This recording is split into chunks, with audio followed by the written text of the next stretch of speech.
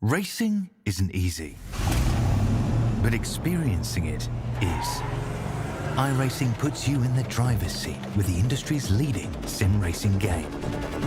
Drive on laser scan replicas of the greatest racing circuits from around the world. Go head-to-head against other drivers chosen by skill-based matchmaking to ensure competitive racing at every level. Compete across all your favorite series. In officially licensed cars, engineered to deliver the most accurate driving experience possible.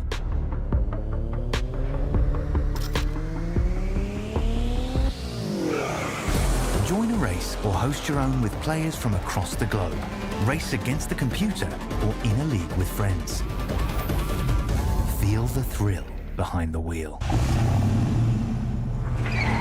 Visit iRacing.com.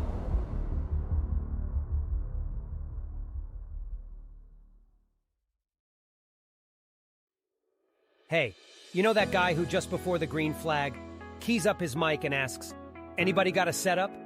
Well, this is him. This is Adam, and hey, Adam needs some help. On the other hand, this guy over here, this is Steve. Steve is a solid racer and he knows his way around the garage. Steve's problem is time. With a job and a family, he can't find enough time to build competitive setups and to race as often as he likes. But as luck would have it, Steve knows a secret. He lets the Majors Garage crew chiefs do the setup work so he can focus on the racing. At majorsgarage.com, Steve can get setups for over 60 cars on the iRacing service. So no matter what series he wants to jump into, he is covered.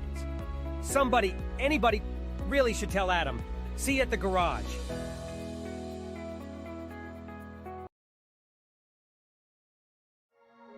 Welcome one, welcome all to SimSpeed TV one more time for the Majors Series Pacific region in 2023, the 10th and last round of the 2023 championship, the British Grand Prix Formula Majors. We are racing the Mercedes W13 Formula 1 car at Silverstone Circuit in the United Kingdom.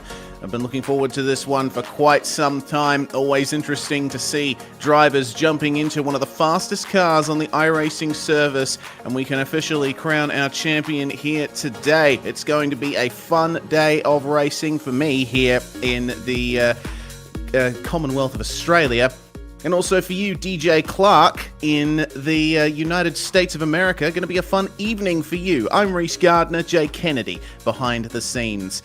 DJ, Formula 1 at Silverstone. It's an iconic combination. It really and truly is, and to be able to run this W13 here in spec with the 3 sets of tires that we have, DRS in full action here today, it is going to be absolutely incredible. We have got a lot of action, not just racing action, but also qualifying here as we take a look at exactly where this beautiful circuit lies. Indeed, former World War II airfield, RAF Silverstone. This is it was turned into a racetrack after the war, and it has gone through quite a bit of evolution. We'll go into that at some point later on in the broadcast, but this is the layout that we are running today, the Grand Prix layout. Since 2011, this has been the configuration of Silverstone. DRS zones, of course, in full effect, as you mentioned, DJ. We've got a couple of them coming down the Wellington Straight and down the Hangar Straight as well. And it's a difficult circuit, Silverstone. There's not much in the way of elevation change, but the average speed is so high. It's all about keeping up momentum through these corners, which can be difficult in a car that produces so much downforce.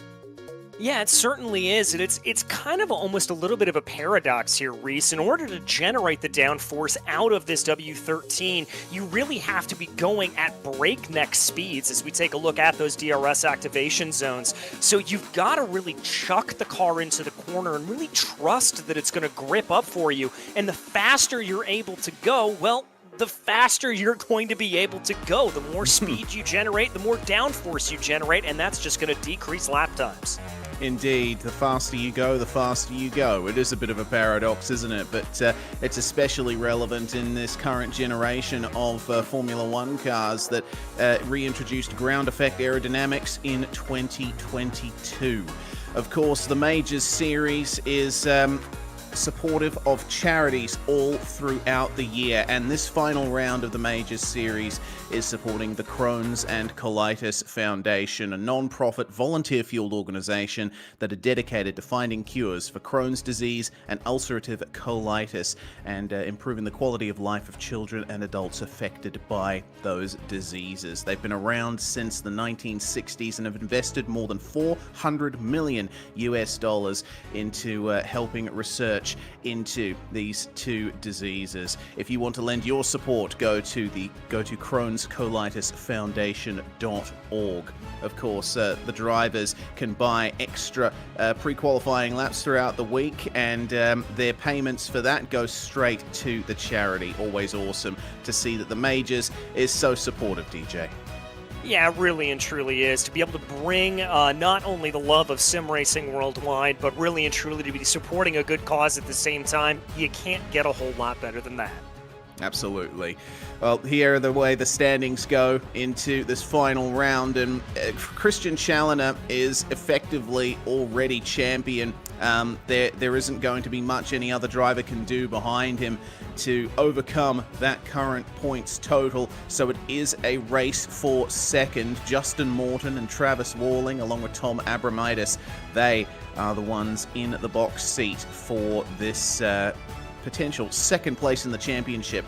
But of course, Christian Challoner, I mean, he's 8 top 5s from 9 starts in this series, has been the most consistent driver of this campaign, and I think he is a very deserving champion. Yeah, very much so, and a champion across multiple different iterations of the Major Series over the years. Challoner has proved that he is near untouchable, not only because of his outright speed, but as you said earlier, Reese, just his ability to be able to put that car up into the top 5, up into podium contention. Really and truly the drive of a champion this year, maximizing points wherever possible. Absolutely. The Legends standings, meanwhile, for drivers over 50 years of age, a little bit closer. Daniel Stevens and Gavin Barber, the Middle Finger Racing duo, sitting at the top of the standings. And there's potential for Barber to be able to take the Legends title from Daniel Stevens if he has a bad race. But I think it's a little bit closer between Barber and the two Bryans, Bennett and Barnes. That's going to be an interesting one, along with Wayne Hutchison very close behind. That entire top 5 up for grabs. Yeah, very much so, and that's going to be one that we're going to have to keep our eye on over the course of today. Watch for some very, very close racing there, and I also wouldn't be surprised with Barnes and Hutchison both being Dog Bear Red teammates if maybe there's a little bit of communication to try to maximize the points in between the two and see if they can jump their way up into third or even second. Yeah, absolutely. Well, the team's championship is much less close. Mega Racing Team, Christian Challoner a part of that squad, ahead of Forge Gold and Dog Bear Red. That is an unassailable lead that Mega Racing Team has. So the team's title already been decided for a couple of rounds now, but there's still plenty to race for if you're a bit further down. Qualifying is going to be what we're covering first off, and a bit of a unique format here. It's a unique format for every round of the Majors Series, so that's a bit of a misnomer. But here for the Formula One cars at Silverstone, we have a Q2 session of 30 minutes. And the top 36 are going to progress to the Q3 session that runs shortly after this. The remaining drivers are going to race in Split 2. So we're going to keep an eye, DJ, on who is in 36th place when everyone gets a time on the board in this 30-minute session, who's on the bubble, who will be able to get into the top split and race further on tonight. Yeah, that's going to be something that we are going to be very eagerly watching here as we take a look at the weather conditions at the moment. Very, very toasty out on the track right now. It's only about 69 degrees Fahrenheit on in the air right now, but 105 degrees Fahrenheit on the track surface. That's going to make things very difficult for these drivers. When we get to the race session in particular, when we talk about tire wear, 41 degrees Celsius, that is hot.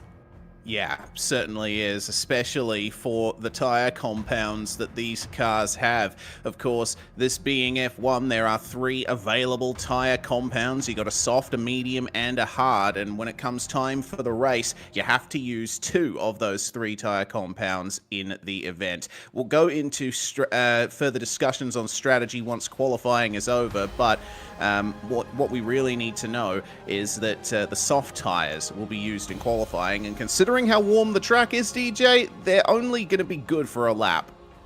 Yeah, they're only going to be good for a lap, but I think here as we get into this Q2 session, you're going to see drivers doing a lot of coming into the pits, getting a fresh set of boots, coming back out, putting a lap down, and coming right back in again. That's going to be the strategy for these drivers. And with over 50 cars here looking like they are trying to get on in, I think the big thing to watch in mind for, is there's a little bit of an off there for Justin Morton, is going to be trying to find a little bit of clean air to be running in. Yeah, clean air. That is the main way of going about it in a high-level single-seater. Of course, with the current Formula One regulations that this car is running under, they are a little bit easier to follow than previous generations of the cars were. It's still quite difficult. If you're right behind someone in a high-speed corner, you are going to get quite a bit of understeer as the downforce is shedded from the car.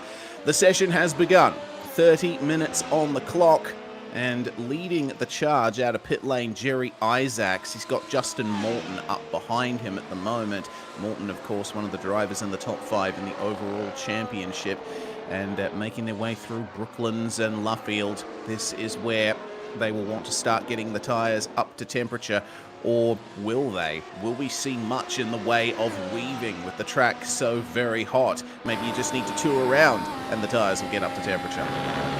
Reese, I frankly think with the temperatures that we're seeing here, you don't necessarily need to do all that much weaving. All you need to do is push a little bit on this opening lap, and not even push all that much. We have to remember Silverstone is a very, very high abrasion circuit. There's a lot of lateral load that goes through these tires. So I think, frankly, the mere nature of driving around here on a single lap pace, if you know you're able to come in on unlimited sets, you're able to just get yourself up to speed and get yourself going. Well, the outlap is almost over for Justin Morton. Let's see if those tyres are up to spec here for the start of this hot lap. Let's stay with him and take a tour around the Grand Prix layout of Silverstone. Flat out through Club, the final corner, and the lap starts here on the Hamilton Straight. Flat out again through the opening 2 turns. Abbey, the right, and then Farm, the left. Then you're hard on the brakes for the double hairpin section, polarizing section of circuit, Village, and then we have the Loop, the slowest corner on the track. It's so hard to pick your turn-in point and hit the apex there, but it's flat out through the kink onto the Wellington Straight, named for the Vickers Wellington bombers that were stationed at this airfield during the war. Then you go into Brooklands, very interesting corner, tightens up on the way out, and then the never-ending right-hander of Luffield to bring yourself through Woodcote Corner and back onto the old start-finish straight. Then, DJ, this is the most spectacular part of the circuit, flat out through Copse and through the first part of the Beckett's S's. It is indeed perfectly handled there for Justin Morton. You get a quick moment to breathe here before you line yourself up for Maggots and Beckett's complex. You've got to absolutely get the entry into this corner right. Otherwise, you're going to find yourself in trouble here by the time you get out. Have to keep up massive speed coming through Chapel. Little bit of a wiggle there for Morton as he gets his way onto the hanger straight. Then into one of the only elevation changes on the circuit, down onto the binders for Stowe. Carry more speed through there than you think to before you get yourself down here into Club once more. Slow portion of the track. Feed the speed out here. Watch out for that big sausage curve on the outside and bring yourself back to the start-finish line. 1 minute 28.8 is the time set by Justin Morton, and Christian Challoner is coming to the middle section of the lap himself. Challoner topped practice. It was 1 minute 28.2 that he set. So that's the kind of times that we're going to expect here from the champion-elect. At the moment, Morton, Raper, and Isaacs, the only 3 drivers to set times here. Challoner on the DRS coming down the hangar straight. Of course, DRS usage is restricted in the race, but in qualifying, you're able to use it in the zones, whether you're following someone or not. More times coming through here with a little bit of a wiggle for Challoner on the exit of the Vale chicane through Club again and to the line. There he goes. 1,000th. Whoa, that is the same time. The exact same time between Christian Challoner and Justin Morton. I think qualifying is going to be a little bit closer than we expected. I think it is as well. Shades of back in the day in the 90s there with 2 drivers running the exact same time down to the thousandths of a second. And let's not exclude Carl Raper from this conversation. He's only 24 thousandths off as is. So a very, very closely contested top 3 here at this moment. Yeah, Carl Raper is a former teammate of mine. I know how quick he is, and he certainly loves his open wheelers. Let's see what Timothy Klaus can do. Those sectors are looking interesting coming up to Stowe Corner. I absolutely love the entry into this turn, and it's so difficult to get the exit right. It seems like a very simple corner, but very easy to run beyond the bounds of the racetrack. Let's see what the exit is like from Club. It looks nice and smooth for Timothy. And then across the line he comes, 1:32.2. Well, currently that is the 3rd slowest time to be set out there on track right now. What about Dino Vella coming to the final few corners now? Looks like a big improvement for Jason Lottridge. He goes up to 8th fastest from what looked like around 15th. So we're seeing big improvements already, DJ. This is going to be a very interesting session, and we're not even 6 minutes in. No, we're not, as Vela comes across the line there at that point. That'll be 8th place for the number 36, but I think there's a little bit more time to be gained. Got held up ever so slightly coming down through Club, as we've got a purple sector here for Kevin Santana in the 666. Seen him many a time before. Kevin, a very, very quick driver. He's got a little bit of slower cars in front of him, though. Is that going to slow him up, particularly through the Baggett's Chapel section? Yeah, he's out of it.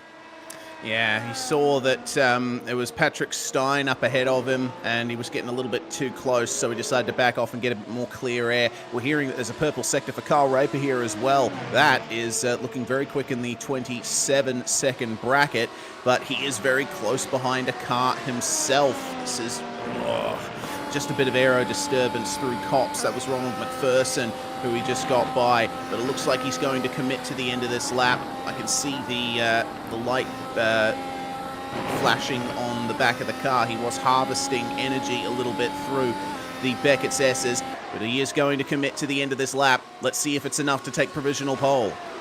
He's still looking relatively good here through the micro sectors on the circuit. It was a purple sector through 2 and then a green sector through 3 as he brings the car down here into that Club chicane, brings it out, a little bit touch of the curb. That unsettled the car a little bit. This could be a slower time for the 57. He's going to come across the line up to the top of the standings. 128.3, nicely done. That is a solid 1.5 tenths quicker than he ran in practice. So Carl Raper really has the qualifying setup down pat.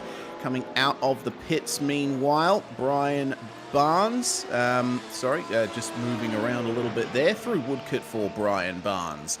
We see more drivers emerging from pit lane just to try and get a little bit of space on this circuit. You know, there's enough complaints in real life Formula One about slow cars on track in qualifying, and there's only 20 cars in the Formula One World Championship. We're dealing with 50 drivers in this session, 51 even. Yeah, this is a nightmare scenario when you talk about trying to get clean air. Everybody going out there, even with a full 30 minutes to run, it is going to be so difficult for these drivers to get it right.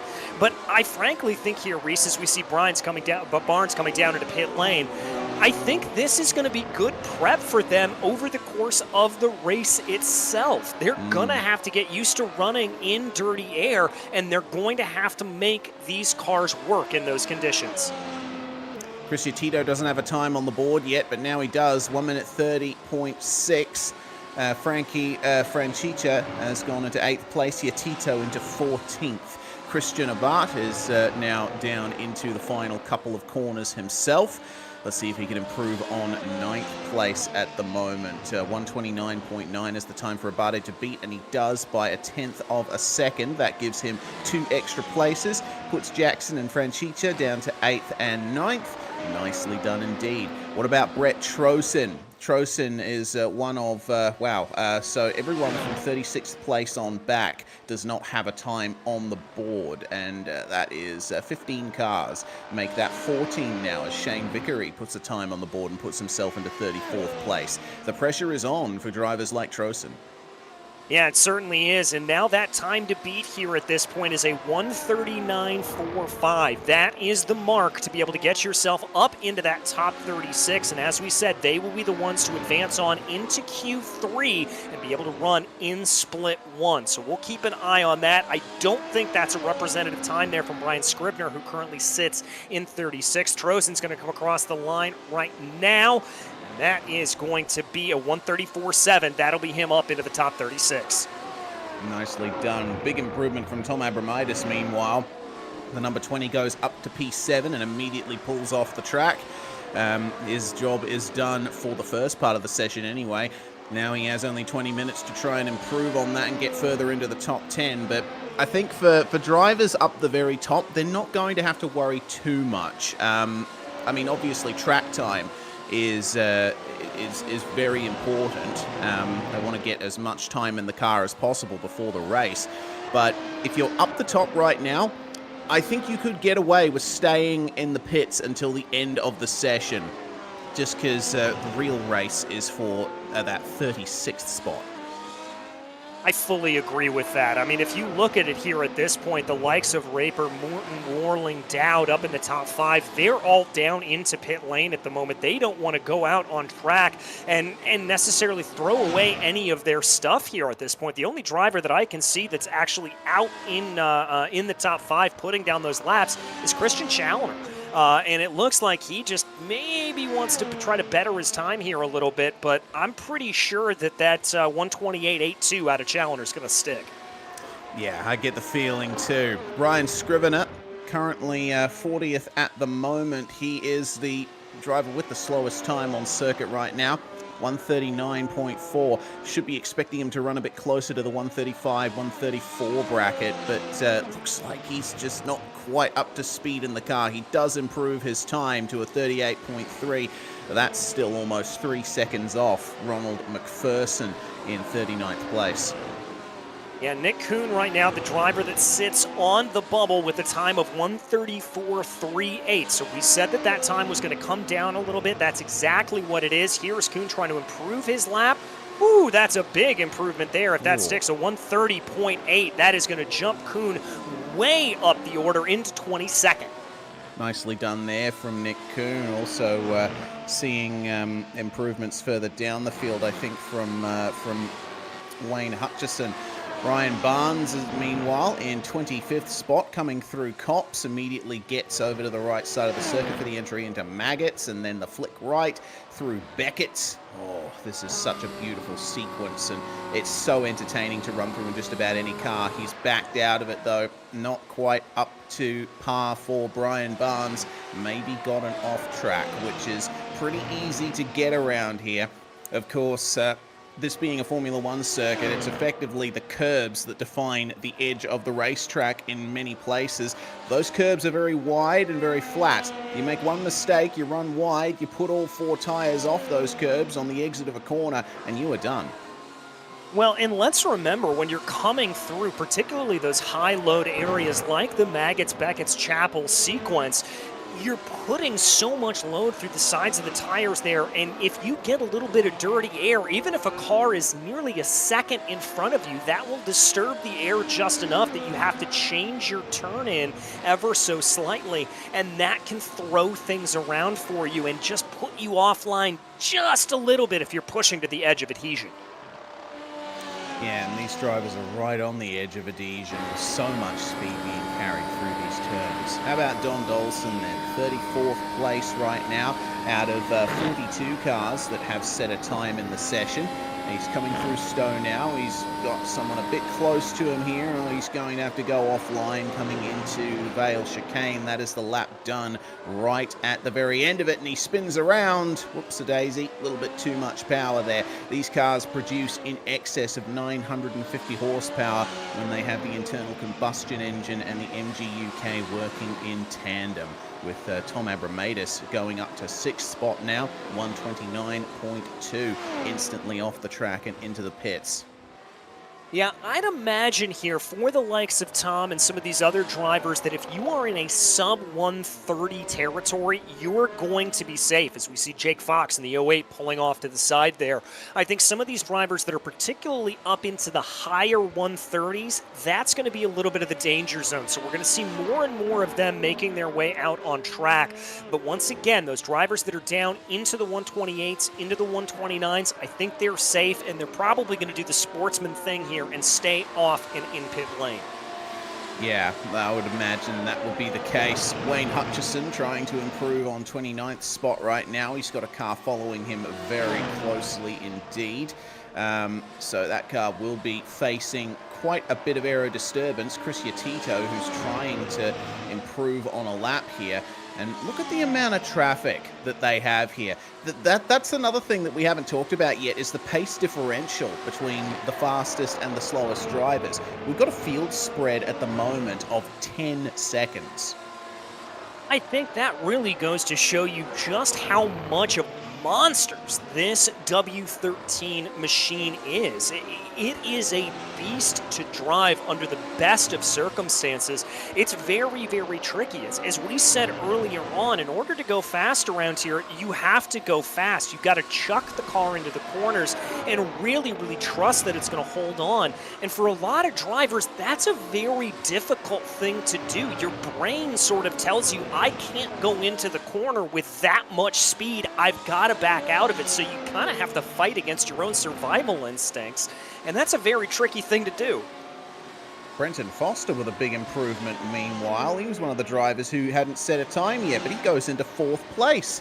Nicely done there from Brenton, and that takes a 10th out of his practice time. So he's one of the drivers who certainly got the nature of this car down. Yeah, you know, I haven't driven this car all that much, but I do have quite a bit of experience in sports car prototypes, which effectively closed-wheel Formula One cars at the highest level. It's, you know, and yeah, I can speak from personal experience. It takes you switching a certain part of your brain off to be able to go fast around a track in these things. Paulison across the line does not improve. Seeing an improvement from Christian Abate, he goes from 11th to 8th. Ray Partridge across the line doesn't look like an improvement. What about Bryce Roberts? 40th place right now, and times go all the way down to 46th at the moment, so we still have quite a few drivers yet to put times on the board. Roberts through the final corner, 132.2. That's a nice improvement from him, but unfortunately, it doesn't count. Looks like he got an off track there, but Gavin Barber with a big improvement up to 19th. Yeah, that'll be a good one there for them. Another improvement by a couple of positions there for Sam Harper in the number 52. Here's Dino Velo. Remember, one of these drivers that we said put down a really good time at the beginning. That's just how quickly things are tumbling here as Dino finds himself all the way down in 28th. Make that 12th. Big improvement there, a 129.8. That's a great lap. That is, and it's not too far off Eric Staropoli in 11th either, so there's potential there for Dino to get into the top 10 as Patrick Stein does not improve. Didn't look like the best of runs in the final sector there for him, so he's going to pull right off and go back to the pits. Tom Abramadis, meanwhile, that's an improvement of 2 spots for him, puts himself into the top 5. Yeah, that'll probably be a safe time there for Tom. Wouldn't be surprised if we see him staying down into pit lane. Shane Vickery here down in those low 130s, maybe just trying to get a little bit more track time, just kind of feel things out a little bit more. I've got to imagine that 130.1 is safe, but it can never hurt to try to get just a little bit more out of the car. Looks like Starpoli's going to be in front of him. That can throw a little bit of aero wash in his way, but let's see what Vickery's got crossing over the line. An improvement of a couple of hundredths. Yeah, it doesn't improve his position much, but that is an improvement indeed. Jake Fox, meanwhile, gets a time on the board and gets himself into 30th place. So he's one of the drivers who's almost on the bubble right now. Timothy Klaus doesn't improve on his time. We currently only have 3 cars that haven't set laps in this session. Kyle Deckard, Lyndon Swaby, and William Fletcher. Hutchison improves to 25th spot.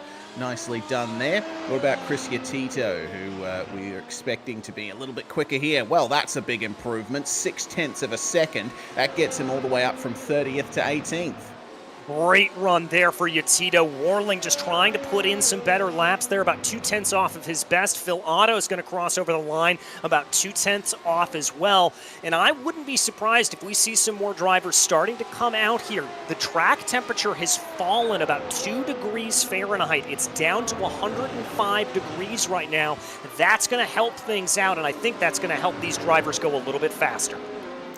Yeah, indeed. We did have a little bit of a rise of temperature in the middle of the qualifying session, but it has started to drop. We are getting into the mid-afternoon here, 2:24 p.m.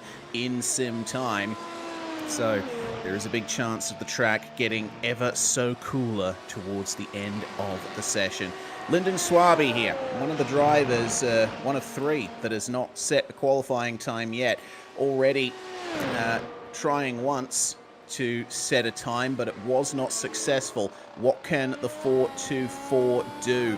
Swaby at the moment, his practice time was a 1:29.7, and so he's potentially good enough to break into the top 10 here.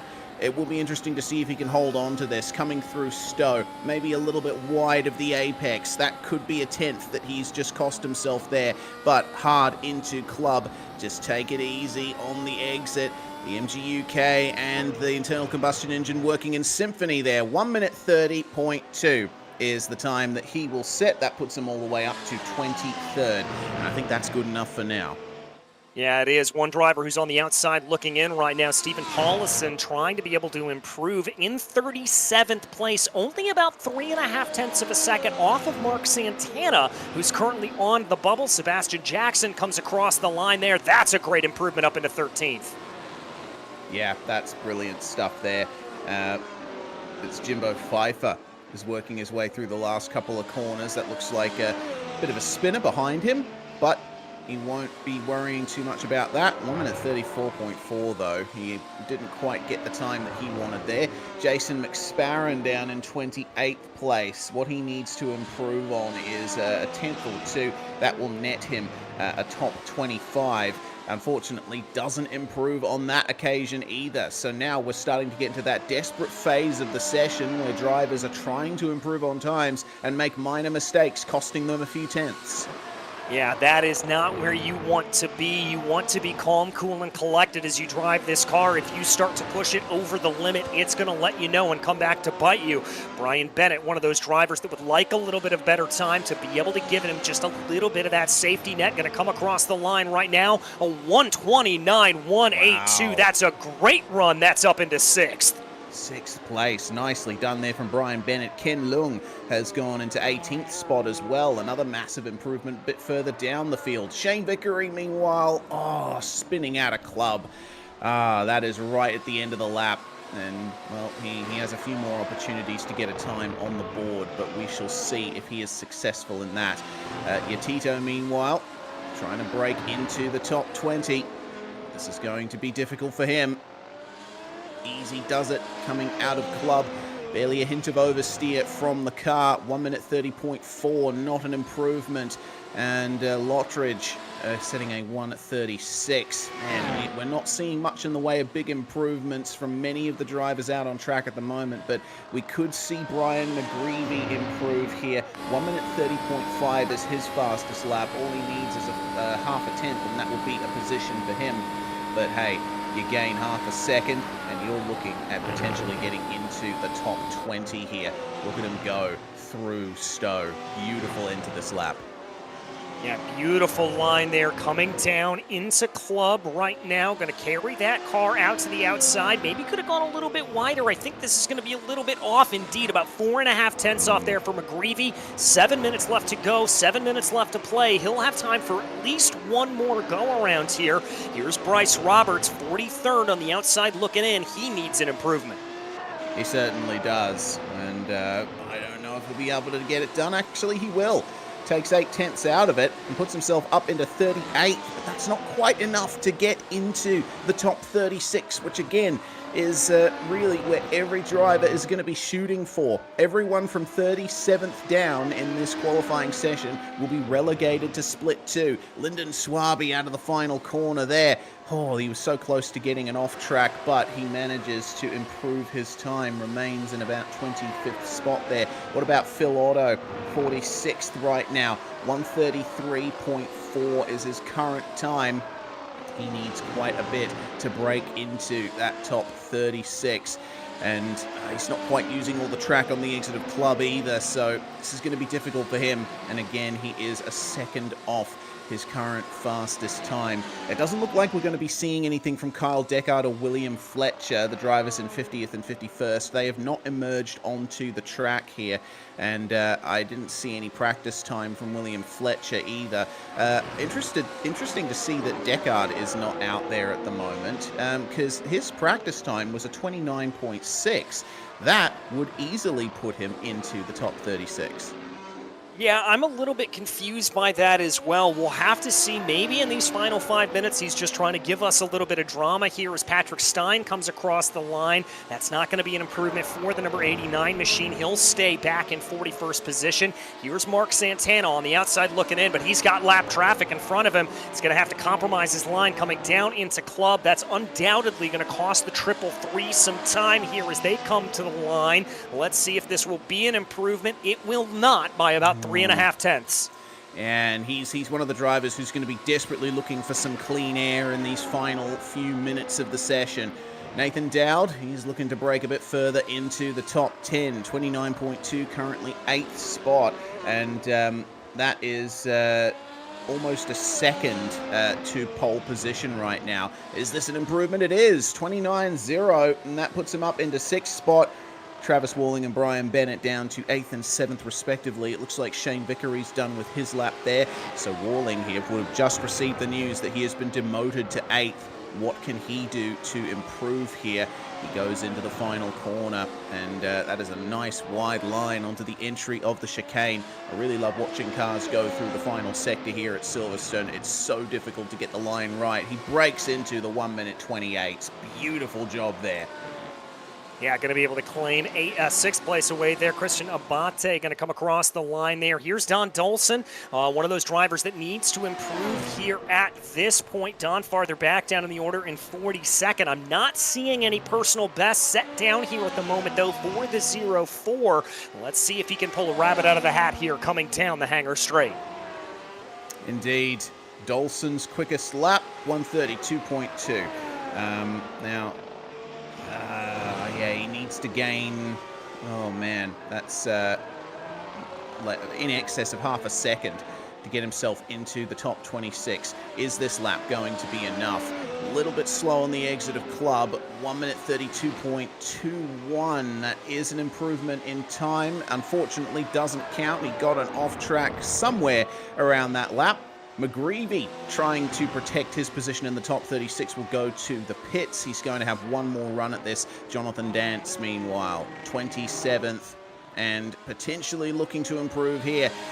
Let's see how the time ticks down on the way to the line. He breaks into the 1:29s, and that's a massive improvement up to 11th. Yeah, good run there for Jonathan. That should keep him safe. Ken Leung comes across the line. Not going to be an improvement there. I wouldn't be surprised if there was an off track. Same for for Brian Scribner there at that point. Stephen Paulison trying to be able to improve in the number 58 machine. A little bit of a wide line coming through the last couple, and that's going to be an off track coming across the line, and that was a big disappointment, as that would have been an improvement there. Although it looks like that counted. That gets him up to 35th. Yeah, righto. So, it was legal. It's a bit of a surprise. Jason Lottridge, right behind someone coming up to the start of a lap. That's not going to paid well to his qualifying time. Brian Barnes then trying to improve. 1 minute 30, and he's just off 1/10. Things are getting very tense here at the end of this session. We have less than 2 minutes remaining. If you want a time on the board, you have to be getting out there onto the track now to get it done. Yeah, you do. Phil Otto, one of those drivers that's trying to get it done here at this point, about 10 positions off of where they need to be, a 1:33.6. That's not going to be an improvement for Otto. Challoner still wants more bites at the apple as he keeps going out there trying to close in on that time from Carl Raper. Lyndon Swaby, meanwhile, down in 26th. He is pushing hard through the Beckett's S's. How are his sectors looking is the question. Is this lap worth committing to? And, if he jumps into the pits now, he's not going to be able to set another time. This is Swaby's last potential opportunity to improve on 26th spot. And all he needs is 100th of a second, and he will get into 25th. He sets a 1:29.5. How about a good... almost full second there, getting up to 13th place. Nicely done. Timothy Klaus is one of the drivers who's looking to break into the top 36. The time that he needs to get into that bracket is a 1:31.3 or lower. And it looked like here he was quick through the first microsector as well as the fourth microsector, so this could be interesting here for Timothy.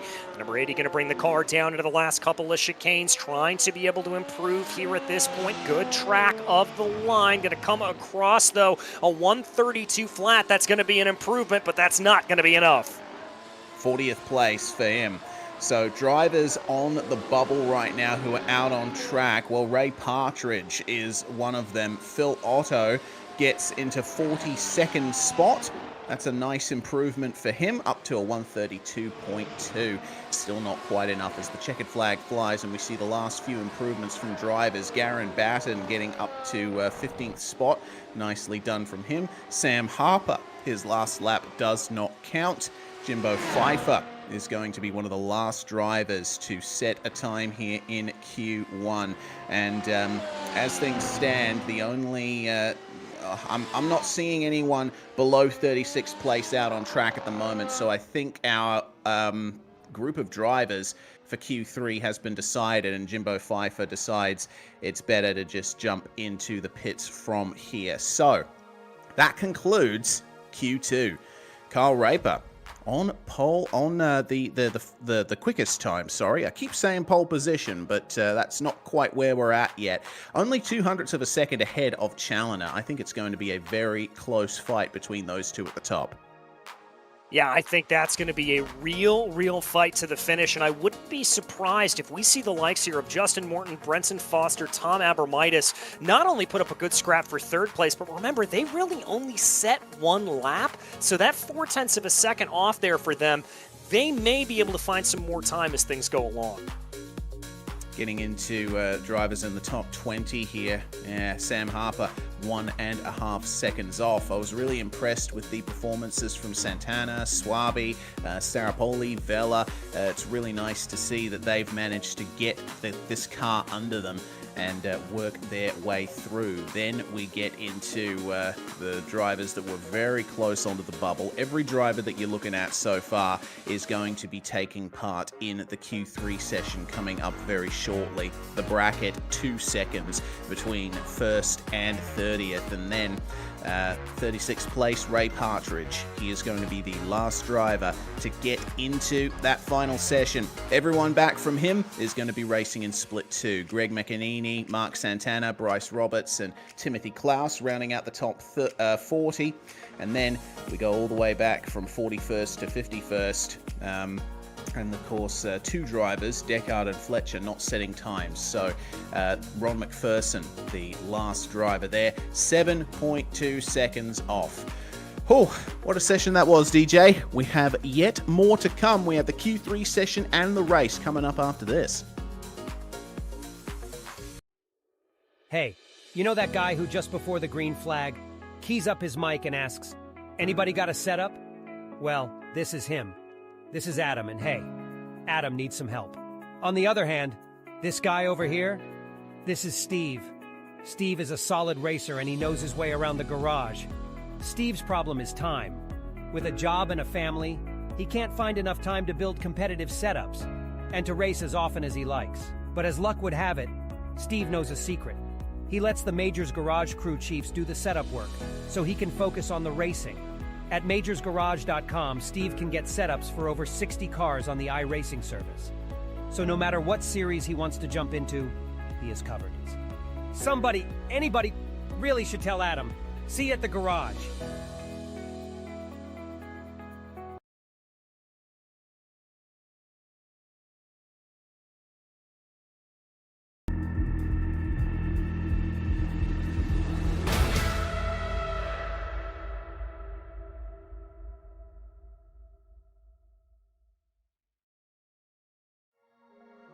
You're watching SimSpeed TV, the final round of the Majors Series for 2023. It is the British Grand Prix Formula Majors at Silverstone. Reese Gardner and DJ Clark with you in the comms box, and Jay Kennedy handling production behind the scenes. It is time for the Q3 session, DJ. The top 36 from the previous session going out one final time to set the grid for this big race to finish off the 2023 season.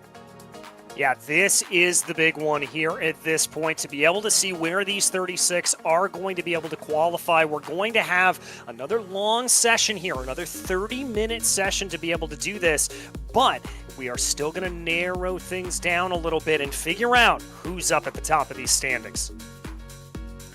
Yep, 30-minute session featuring 36 drivers, and we have to think about the top 24 now. They progress to Split 1, and then the and then everyone behind them relegated to Split 2 themselves.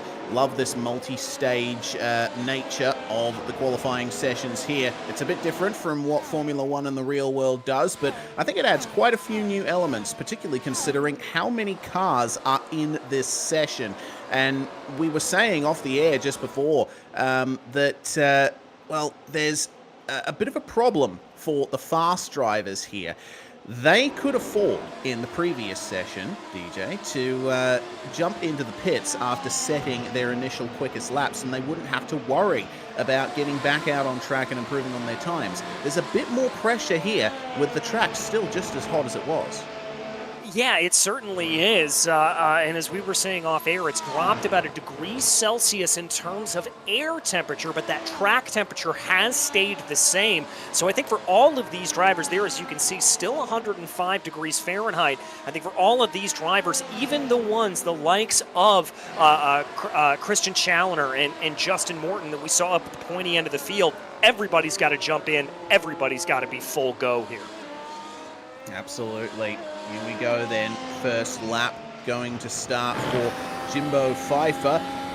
And the track is still under clear blue skies. Track temperature still 41 degrees Celsius. So these soft tyres are going to take a beating around this abrasive track surface. Pfeiffer looking very smooth through the first sector. Yeah, very smooth indeed, and that is particularly crucial here. Something we haven't talked about really yet, Reese, is the wind speed. Now, I've seen it down at about 8-9 miles per hour as you work your way around the track. Well, it just kicked up to about 12 miles an hour as Pfeiffer made his way through the loop. Now, that may not sound like all that much of a difference, but we have to remember how aero-dependent these cars are, and getting just a little bit of that crosswind is going to massively throw things off. Yeah, if you're going through a corner like what Jimbo Pfeiffer just went through at Copse, or even through the Beckett's S's here, and you get a big gust of crosswind right in the middle of the corner, that could potentially send you into a spin. It's going to be very interesting to see how that affects drivers. Flick open the DRS and get that extra little bit of speed coming down the hangar straight into Stowe. Beautiful sequence of corners across the back half of this track. I really love Silverstone. It's one of my favorite tracks in the world. Of course, the arena layout from 2011 onwards has drawn a little bit of criticism from some, as Peterson goes fastest, Pfeiffer into second. But, I'm not mad about it. I think it's a pretty good layout. Certainly provides some good racing. Walling goes fastest. Foster, Peterson, Abramitis, and Pfeiffer are your top 5 as things stand. 6 cars setting times. Make that 8 with Jerry Isaacs and Garen Batten moving through. 9, Nathan Dowd up to 3rd. Yeah, good run there for Dowd to be able to get his way up in there. We ride on board with the master himself, Christian Challoner, as he makes his way through Maggots and Beckett's and now through Chapel right now. Got a good little run of clean air in front of him here. It'll be interesting to see what Challoner is able to do, if he's going to set a stonking lap out of the box, or if he may have to put a couple more into the tank here to see what he's got. He's only got a few more corners to go. Yeah, he looked so smooth through the Beckett's S's and super smooth again through the final couple of corners here. 1 minute 29.0. That is an easy provisional first place there for him. 0.3 quicker than Travis Walling. Nicely done indeed. So that makes it 19 of our 36 cars having set times, just over half of the field. And now we keep an eye out over the next 25 minutes to see where the rest of them stack up. Wayne Hutchison gets into 13th spot on the other side of the circuit here from Brian Bennett, who goes into Copse. I always love watching cars turn in for that corner, especially Formula One. In qualifying trim, that corner's flat out. Absolutely flat out, and that really is where it comes down to what I've been talking about this entire time. You just have to throw the car into the corner and trust that the grip, the mechanical grip and the aerodynamic grip is going to be there and work for you. Oh, a little bit of miscommunication there almost with Bennett, so he was trying to steal a little bit of the draft off that car in front of him. He's going to be able to get himself together, though, as Raper's about to cross over the line to start his flying lap. That'll be one to keep an eye on. Let's see what Bennett's got in the tank, though. Yeah, car number 71 across the line here. That's a bit close there, and I don't think that lap counted. He just went too far beyond the bounds of the racetrack in that final corner. Justin Morton coming across the line to set a 29.2, and that's good enough for second place on track right now. But of course, Carl Raper, the Oz NZ open wheel specialist, he does race quite a bit of GT as well, and as I mentioned before, I have had personal experience with Carl. He's run with me in the same colours some years ago. He is a very talented driver. Let's see then through Copse. That was a beautifully smooth turn in, and I get the feeling this is going to be a quick lap. 27.3 was around the margin of the quickest Sector 1 time. He is a little bit off there, but I still think this is going to be a quick lap from him. He should at least get into the top 10, potentially even the top 5, even if it's a bad final sector. Yeah, I think he will as well, but he's got a little bit of clear air to be able to run in, so that's certainly going to help out the 57. Dives it down into the final corners here as he goes. Let's see what he's able to do. Pixel perfect line as it comes out. Just a little bit of a twitch of the car. He's going to come across the line, a 29.1. That is not bad by any stretch of the imagination. Only a single tenth off of Christian Challoner. Nicely done. Tom Abramitis comes through the final corner. Oh, that's some massive instability there through Club. That's big damage to the front of the number 20. And that's going to be the end of that lap for him. That's a bit of time wasted in the first part of the session. He won't be too happy about that, but still has in excess of 20 minutes to set his time. Challoner on another hot lap coming through the Beckett's S's, and just look at the way he uses all of the track through this sequence of the circuit. Lovely stuff, and that's another great run onto the hangar straight. Improvement behind. Nick Kuhn goes up from 16th to 13th. Challoner, though, looking to break into the 128s. He does have a little bit of traffic ahead of him, though. This could make things difficult. These guys are slowing down for a hot lap, and oh, Challoner gets right into it, and he has to back out. Yeah, that's going to scupper his lap there. Abramitis, we're going to take a look at the replay here from Tom. Now, I'm not sure if this was straight instability. What happened? There's a car off there, so he's able to get everything right. Does he I think he may, as he comes through, tries to catch it. Oh, just a bit of wheel spin. Yeah, that's exactly what it was. Got onto the throttle a little bit too aggressively. Those rear tires spun up on him, and he tried to just control it and get it back underneath him. You saw him almost be able to catch it, but it just slipped away from him. That's a shame. The exit of club is one of those corners where if you do get a little bit of wheel spin, it's okay, because you need to get the car rotated for the run through the final proper corner. But if you're not able to get the car straight and the wheel spin under control by the time you start turning again, well, you're only going to keep turning to the right. Hutchison does not face that issue. He improves by 0.2 of a second, remains in 18th though. And well, now we are seeing that there are 25 cars that have set times so far. We're still waiting on laps from drivers who ran pretty well in Q2, the likes of Vela, Swaby, Santana, etc. We'll have to wait and see what they've got in store for us as Jackson comes across the line and improves by 0.5. That's, again, not quite enough to improve his position. McGreevy, meanwhile, up to 19th spot. Jerry Isaacs and Stephen Paulison ultimately improved to 20th and 22nd. Gav Barber we are waiting on to see if he can improve on 17th spot. He's got a whole 0.3 to make up to Daniel Stevens. He does, but I've been seeing some personal bests laid down here by the number 25. Let's see if he can carry that on. Oh, wide run there coming through the second part of club. That could slow him down ever so slightly, but he'll come across the line on a sub 130. That's good for Gav. That'll be good enough for 15th. Absolutely. Puts him ahead of Sam Harper as well as his teammate Daniel Stevens. Carl Raper, meanwhile, second place right now. He does have a little bit of traffic, and that probably would have hurt his run through the Beckett's S's. Peterson comes across the line, and that's going to be a 0.4 improvement there for Peterson up to second. And that's going to increase the pressure for Carl as he's just come out of Stowe, down to Vale, and then through to club as Santana goes to the top. Santana with the first time in the 128s that we've seen all day. Can Raper respond to it? Raper's going to come across the line here at this point. It's going to be a sub 129, but only 13 thousandths of a second off.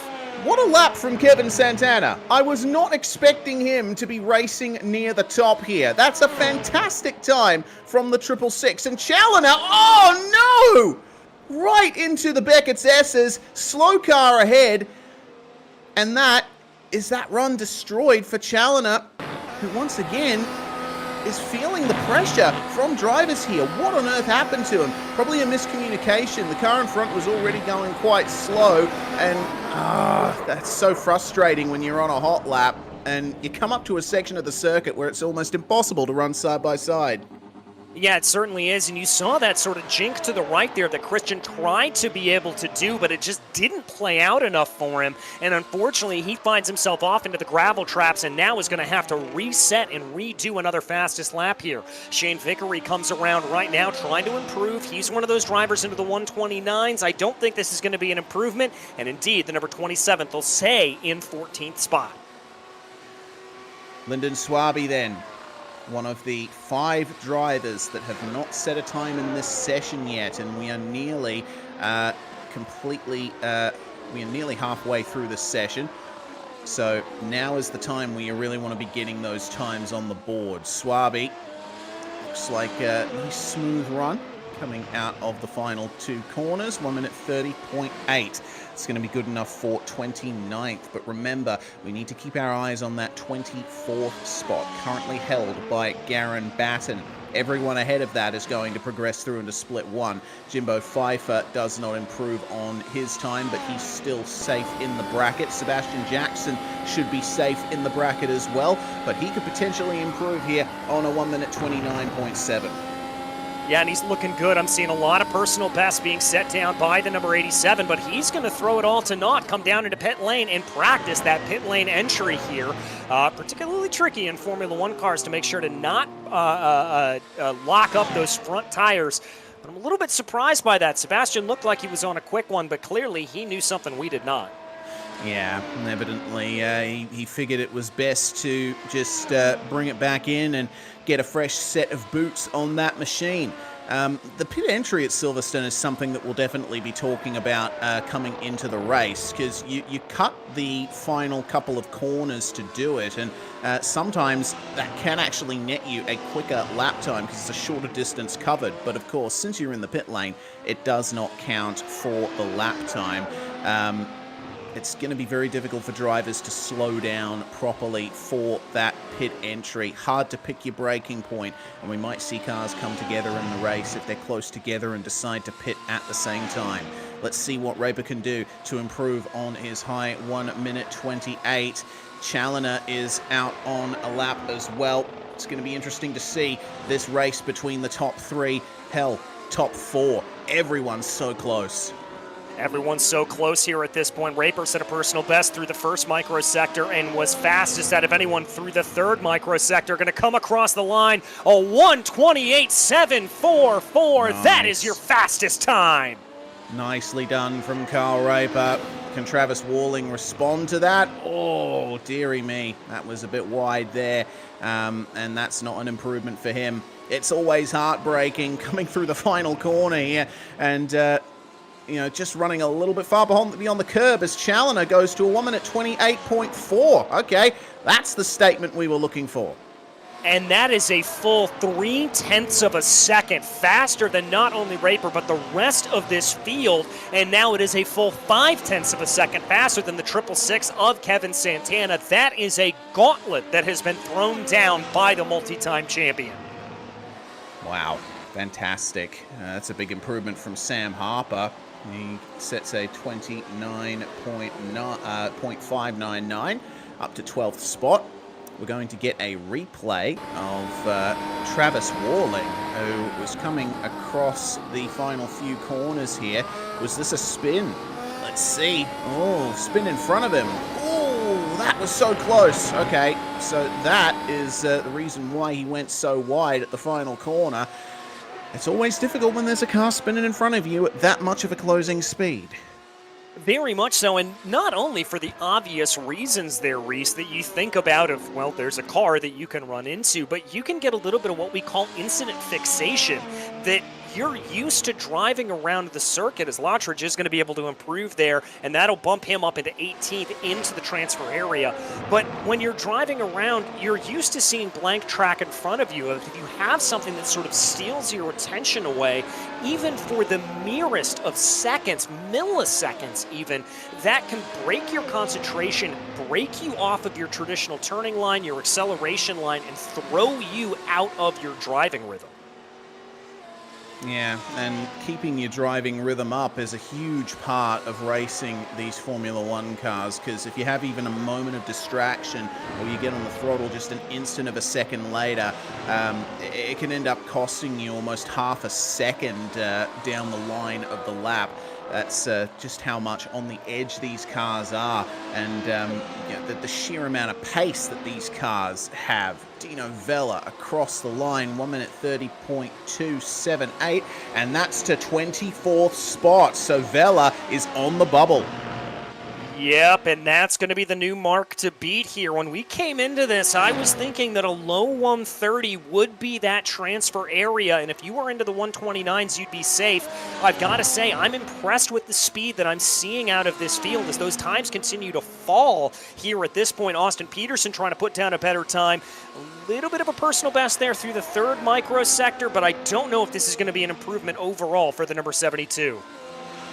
Let's see then. 5th place right now could potentially break into the top 4. I mean, there's so little time that he needs to make up in order to improve his position. 128.95. That is going to be the improvement he wants up to 3rd spot. Hutchison across the line. That's a 130.2 up to 23rd place. So that pushes Dino Vella out of the top 24. And he'll have to get back out there and run through Morton, ending up abandoning that time there. Jimbo Pfeiffer, can he break into the top 10? He's been steadily improving as Travis Walling goes up to 3rd spot, 128.89. We're seeing some big improvements from people as Challoner is coming to the end of another hot lap here. Is this going to be a 128.3, maybe even a 128.2? Across the line, 128.1. How about that? Well, and I've got some reasoning for why these times continue to fall, Reese. The track temperature has lowered by about 4 or 5 degrees Fahrenheit here at this point. It's down to 38 degrees Celsius, as the driver of this car used to be told it's hammer time. Absolutely. The Mercedes W13 is loving these conditions. If you want to improve your time, you have to get out there now. Eric Staropoli, he comes to the end of the lap here and is going to start a new flyer. Staropoli is the only driver in the session that doesn't have a time on the board yet. I'll be interested to see where he puts himself. Yeah, I'll be interested as well, as here we see the number 22 coming down in here, down in 34th position, so clearly in the drop zone here as they go. But let's see if McSparran has a little bit of extra time, brings the car over wide to enter into club. Let's see if there can be an improvement here. It's cracking a little bit slow, but you never know as they cross over the line. It's going to be not an improvement there, off by about a couple of hundredths. Yeah, only ever so slight. Pfeiffer to the line, 14th place right now. He needs 2/10, and well, he's going to get that up into the top 10 for Jimbo Pfeiffer. Shane Vickery starts a new hot lap at the moment. Lyndon Swaby across the line, 130.0. That's an 8/10 improvement up to 22nd. So now Garen Batten is the one on the bubble. And that time here at this point is going to be a 130.17. I think at this point, with track temperatures falling, if you are in the high 129s, Reese, you may not be safe. You need to be down into those low 129s if you want to be guaranteed a spot to get through. Yeah, it's good. The pressure is rising, isn't it? That's a big improvement from Sebastian Jackson up to 10th place.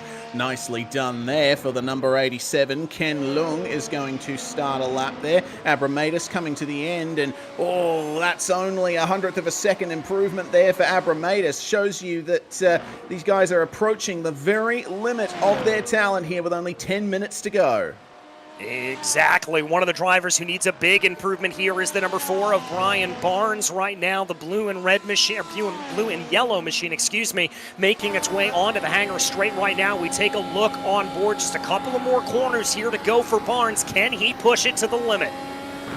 A little bit wide of the apex of Stowe, but that's okay as long as you carry the speed through the corner. Sometimes you can afford to run half a car width wide. Barnes collects the sausage curve on the inside of Vale. That's not going to help him much, but 1 minute 30.1 still. That's a huge improvement up to 23rd. He is in for split one. For the moment, though, we still have 9 minutes left to play, and anything could come back in. The majority of the field still circulating around track. Brian McGreevy, one of those drivers who is out right now. Is he going to be able to break his way up into the top 24? Comes across the line of 130.2. Only 26th for McGreevy.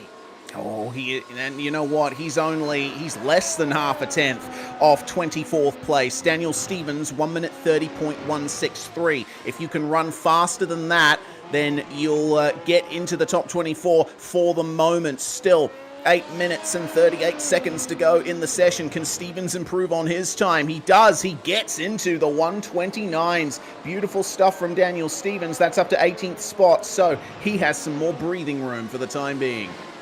Peterson's going to come across the line. No improvement for the 72. Jonathan Dance not going to improve as well. About 2/10 off there, it looked like, but still down in those 129s. Brian Bennett bumps his way up into 21st. Brenton Foster going to be able to improve up into 3rd place. Nice. Only 88 thousandths of a second off of Raper. That is a really huge improvement there for Brenton Foster. He'll be very happy with that. Garen Batten, looks like he's, 25th. That is right on the cusp of getting into split one. All he needs is 6 thousandths of a second. Jerry Isaacs, another driver who needs a little bit more here. I'd say about 6/10 of a second, as Jerry's going to come through the final corner and lose the rear end of the car. Oh, that's a shame there. If he hadn't had that spin, that would have been an improvement, but he was sideways across the line. I can't imagine how mad a driver would be spinning out of the final corner at the end of a hot lap here. And the line is so close to the final corner. You get a bit of oversteer, and that is the lap done right at the end. Ken Leung in 29th place. Can he improve? He needs Oh, how much does he need? That's around about 2.5 tenths that he needs to break into the top 24. Is this going to be enough? 1 minute 30.39. No, that's unfortunate there for Lung. No improvement in the final 7 minutes of the session. Walling, meanwhile, starting another lap. Staropoli still doesn't have a time on the board. He has attempted 6 laps, and that's going to be a 7th lap attempted, and he's not going to be able to get a proper time on the board still. And we are seeing a lot of these drivers losing it coming out of club corner. Now, I'm not entirely sure if that's a little bit of what we saw earlier with Warling, where it was just a little bit of the dab of the throttle throwing him out, as Scribner's going to come across the line, no improvement there. Or if maybe some of those cross breezes that we talked about, unsettling the rear end of the car as they come through that corner and just throwing them off. Yeah, there's so much going on here. At the end of the session, we can barely keep track of everything that's going on. Nick Kuhn, can he improve on 17th spot? All he needs is 7/100ths of a second and he will get into 16th. Could be even more that he gets here, but it's going to be just under 1/10 of a second. He does manage to get into 16th versus Shane Vickery. Sam Harper, meanwhile, he's certainly a successful driver in the Majors series. He's definitely been good at the oval side of things, and we've seen plenty from him in the road side as well. Let's see what the number 52 can do across the line here. 129.9, that is way off what he needs. Only 5 minutes remaining in the session. You want to start gearing up for your final run now. Yeah, you certainly do, and bad news for drivers who need that good time as Hutchinson catches the sausage curve and spins it around. What I was saying there, Reese, is the track temperature has raised 1 degree Fahrenheit, and that could be the difference here between a low 130 and a sub 130. That could be the difference that these drivers just aren't going to be able to extract here at the moment. It's always the smallest numbers that make the biggest difference in motorsport, particularly in Formula One. That's a slight improvement there from Lyndon Swaby, but he remains 23rd for the time being. It is Brian Barnes who's on the cusp right now, and he's currently in the pits. Might we see him come out for one final run to try and improve his time? Abramadis, 8th spot right now, and up into the 128s he goes. And that's going to be 2 positions over Justin Morton and Kevin Santana. Up into 6th, Garen Batten, meanwhile. He goes up to 19th. He was on the cusp, but now he is well and truly in it. And that's going to be a huge result for there. Jason McSparron looks like it is going to be an improvement, but only up to 32nd position. You saw him immediately hop back down into pit lane. He knows he needs to get another time down on the board, so he is going to absolutely send that car out here again and see if he can improve. Sebastian Jackson, another driver that would like to maybe get a little bit farther up in the field, if at all possible. P10 definitely qualified for the big show, but any positions you can gain are going to be helpful. Through the Beckett's S's then for Sebastian Jackson, who's run an incredibly good, had an incredibly good run so far in Formula Majors. Down the hanger straight into Stowe, through the slight dip. Just a tap of the brakes needed coming into this corner, or a good stab of them at the very least. Let's see, through the last 3 corners, it was a little bit deep coming into Vale, but I think Club will be with him here. 129.4, he's 0.08 of a second off his fastest time. No improvement for him. However, they still have just enough time to get it down. If you come out onto an outlap now, you will be able to get your time in. And I'd say if you come out with 1 minute and 40 seconds to go or thereabouts, then you'll be able to get a time. Walling improves to 2nd spot. Beautiful lap from him. We keep our eye on Chris Tito, who is currently in 24th. That is the cusp here. He's only 0.02 of a second ahead of Lyndon Swaby, and a 1 minute 30.0 is not going to improve that time for him. Lyndon, meanwhile, he's going to have to try and look for something as Bennett goes to 19th. He gets himself a bit further into the top 24. This could be a fast lap from Challoner here. 128.3. He did look a little bit squirrely on the exit of Club. Yeah, I think he was just pushing a little little bit outside of it. Here's Christian Abate trying to come in right now. Not seeing any times here, and I think he knew it. He pulls off to the side. Sam Harper, another one who would like to improve from 15th position, about 1.4 seconds off of the best time of the day, but only has to gain about 18 thousandths of a second to be able to move up into 14th. Oh, here we go then. Can he get it done? 129.59 the time to beat, but that is way off there. He had a problem over the course of that lap. Brenton Foster, can he improve on 4th? Right now, he needs to gain a 10th of a second to get into the top 3. And Ken Leung down in 30th spot. He's looking to get into the top 24. How much time is he going to get on this lap? 0.3 of a second. That's good there from Ken Leung, and it does get him into 24th. Only 1 minute and 15 seconds remaining. If you're not gearing up for a hot lap now, you will not be able to get another time in. No, you certainly will not. Here's a driver on the outside looking in. Brian Barnes just getting it wrong. That's going to be day done for Brian without question. Here's Tom Abramitis trying to be able to put in a good lap right now. Currently in 7th. I would have expected the Mega Racing driver to be a little higher up the order. Going to come across the line. That's going to be an improvement by a couple of thousandths of a second. But I think that time was discounted. Yeah, looks like it. No improvement for him. Lyndon Swaby, can he get into the top 24 on this lap? 1 minute 30.0 is his fastest. He'll break into the 129s, and that's going to be an improvement to 20 seconds. So now, at the moment, Gavin Barber's the one who'll be looking over his shoulder. Barber and Leung, 24th and 25th. Neither of them are out on track at the moment. We're looking for the likes of Yatito, McGreevy, Isaacs, McSparron, and Paulison to try and improve. Here's Sebastian Jackson, one of those drivers that's pretty much guaranteed to be in the show here at this point, but would love to get a little bit more lap time if they can. Currently in 10th position. Was a quick first microsector, but I'm not seeing improvements here through the next couple. Here is Frankie in the number 98, another driver that'd like to move up through the order. 12th place right now, and what he needs is 0.2 of a second to get into 11th. That's just one position up as the checkered flag has flown. Finally, at the end of this session, Yatito halfway around a lap at the moment. What he needs to get into 24th place is to not do that. Oh dear. That's going to be the end of his session, unfortunately. And he'll be relegated to split 2. Jerry Isaacs, 1 minute 30.7 is his fastest lap. In order to get into 24th, he's going to have to find 0.7 of a second, possibly more. And he's one of the only drivers out there on track at the moment at the end of this session. Jonathan Dance and Sam Harper are the only other drivers out at the moment. And it looks like Jonathan Dance is done. Sam Harper should be done pretty shortly as well. So this is the big moment here for Jerry Isaacs in the number 51. Can he get into the high 129s and put Gavin Barber out of split 1? Well, let's see. He's got to be able to get down into those 129s, as you said. Throws the car into stow right now. Too wide. And that's going to be an off track. That's day done for Isaacs. Oh, man.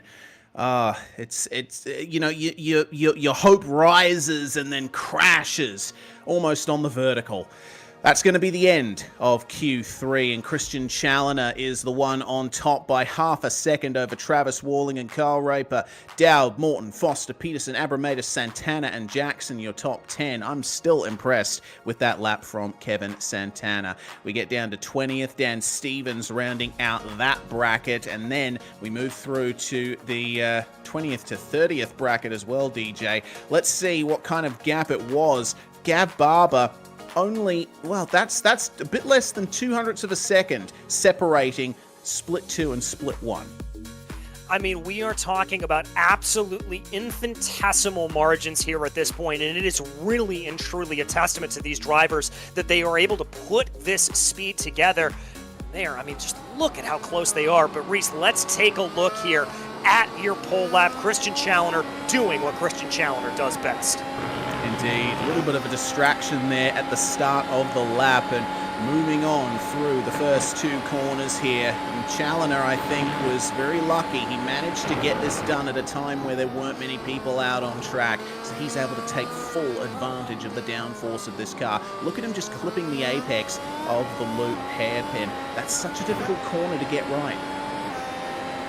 Yeah, really and truly is. It's deceptive in the way that it goes, but it wants to try to take you a little bit deeper in. Same thing is true here as you come down into Brooklands and Luffield. You want to get on the throttle a little bit earlier than you need to. You want to try to push a little bit more than you actually need to, and the result is more often than not you're going to find yourself off, but Challoner just doing it to perfection. And through Copse, there isn't any lift at all, up into 8th gear. Beautiful line through that corner. He absolutely nailed the apex, and this is where nailing apexes is really important, the Beckett's S's. And look at how in control he is there. There's barely any movement of the steering wheel at all.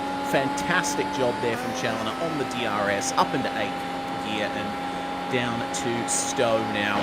Only a few more corners to go, and he hasn't missed a single apex on this lap. It really is fantastic to watch Christian Challoner drive any car on the iRacing service, but the smoothness, you know, it almost looks like a slow lap. He's barely putting in any steering input. But that was a 1 minute 28.15, and that's a huge statement for the start of this race. Yeah, it certainly is. And the other thing to keep in mind there as they bring it around is just how not only in control he was, but where he was on circuit. That is a testament there to that Mega Racing team, the team they've got behind the scenes. They found him that bit of clean air, got him out into it, and he was able to capitalize. He absolutely was. Wonderful, wonderful job from Challoner. This is the format for the race. It's a simple 52-lap run. Drivers need to use 2 of the 3 available tyre compounds, and the DRS becomes activated after the 3rd lap of the race. Let's talk strategy for just a few moments here. Now, there's a few different tyre strategies that we're looking at here, and really the amount of possible strategies is infinite, but these are the ones that we think are going to be most likely. Going long on the hards and then on the mediums for a bit, or do you do a 2-stopper and make sure that you're able to keep the tyres in that optimum range while costing yourself a bit more time with the extra pit stops? Well, my bet here, Reese, is that everybody, or the majority of the field rather, is probably going to start on the hard tires and see how long they last and try to push as long as they can. And then where that tire wear on the hard tire is then going to dictate where it's going to come in the rest, and whether or not we're going to see that 1-stop or the 2-stop. Normally, based off of what we've seen, not only in qualifying, not only from these track temperatures, but from what we know in the real world as well, I have a sneaking suspicion that that 2-stop strategy is going to be the way to go. But we could see some drivers certainly roll the dice here a little bit, maybe try to go on a one-stop strategy. There you can see our projected tire life as well as that pit lane time loss. And the crucial thing here is if you are aggressive on the brakes coming down into the pit lane, you said it earlier, you can make up a little bit of time, so you may be able to push a little bit farther when you come down into the pits. Yeah, absolutely.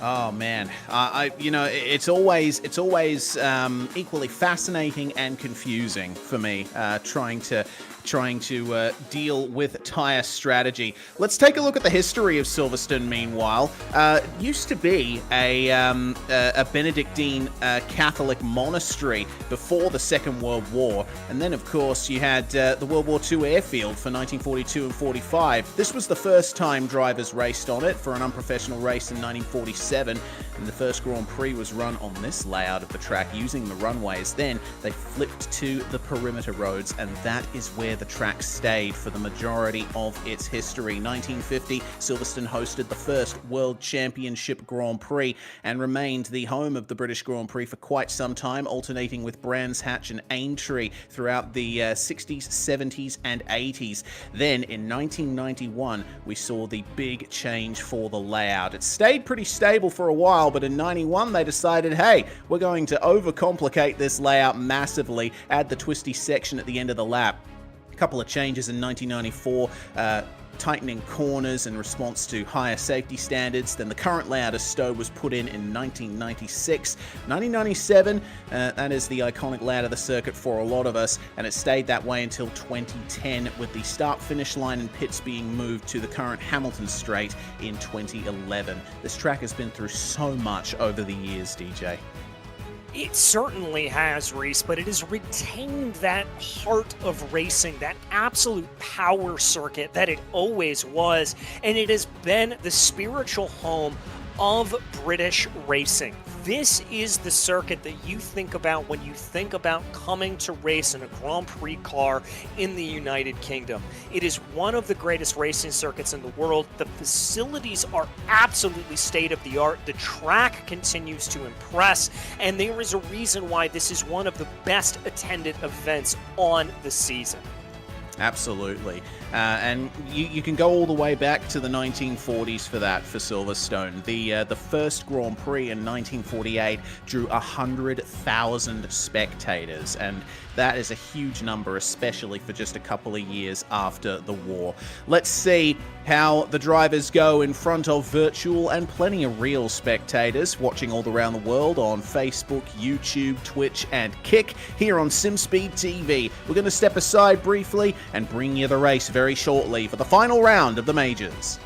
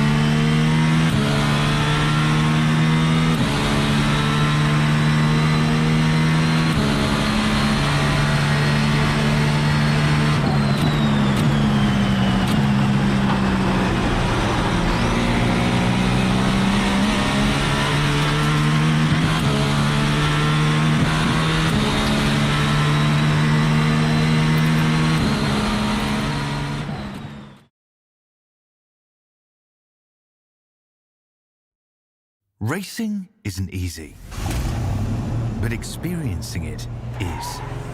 iRacing puts you in the driver's seat with the industry's leading sim racing game. Drive on laser scan replicas of the greatest racing circuits from around the world. Go head-to-head against other drivers chosen by skill-based matchmaking to ensure competitive racing at every level. Compete across all your favorite series. In officially licensed cars, engineered to deliver the most accurate driving experience possible.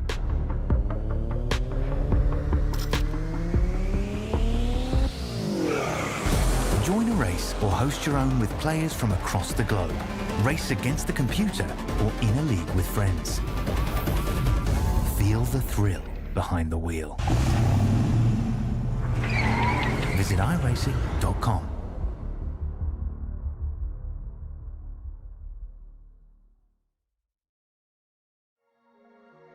You're watching SimSpeed TV, the final round of the Majors Series for 2023. It has been a long and arduous season for these drivers, and it all comes to a head here at Silverstone for the Formula Majors British Grand Prix. We have a 52-lap race coming up here at Silverstone Circuit in the Mercedes W13 Formula One car. Reese Gardner and DJ Clark with you in the comms box. Jay Kennedy handling production behind the scenes. Well, the first part of the night, DJ, was fun. 2 qualifying sessions, both running 30 minutes each, and we saw some fantastic performances already, but it all comes down to these 52 laps to see who comes away with the spoils. Yeah, it certainly does. And as we talked about before we went to break, strategy going to be big into that. We've really only seen the drivers head out onto the track in those red-ringed soft tires up to this point. Now you're going to have the full range of compounds, the softs, the hards, and the mediums to be able to run on. Multiple pit stop strategies expected. It's going to make for an absolutely fascinating race. Yeah, it absolutely is. Christian Challoner was the one who took pole position, and certainly showing why he is the champion-elect with a brilliant 5/10 gap to the rest of the field. And he is definitely the favorite to win today. Will he be able to hold on with so much to think about in terms of tire strategy? Got to make sure that you use the DRS properly as well. And I am looking forward to this one.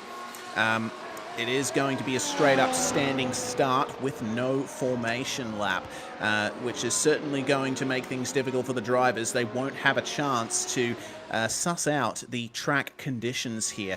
And speaking of track conditions, well, it's a little bit cooler than it was in qualifying. 38 degrees Celsius, 19-degree air temperature, and we're approaching 3 p.m. in sim time, so I think the track will get slightly cooler as the race goes on. Yeah, I think it might as well. The other thing that's going to be crucial here for him is keeping an eye on that wind speed right there, coming out of the northwest at only 5 miles per hour. Now, we were seeing gusts upwards of 12 miles an hour. And of course, as soon as I say that there, it kicks up to about 8 kph there as well. But if those gusts stay lower, I think we may see some less spins that we saw, as I do have that sneaking suspicion that some of the spins we saw, particularly coming through club, were a result of that high wind speed.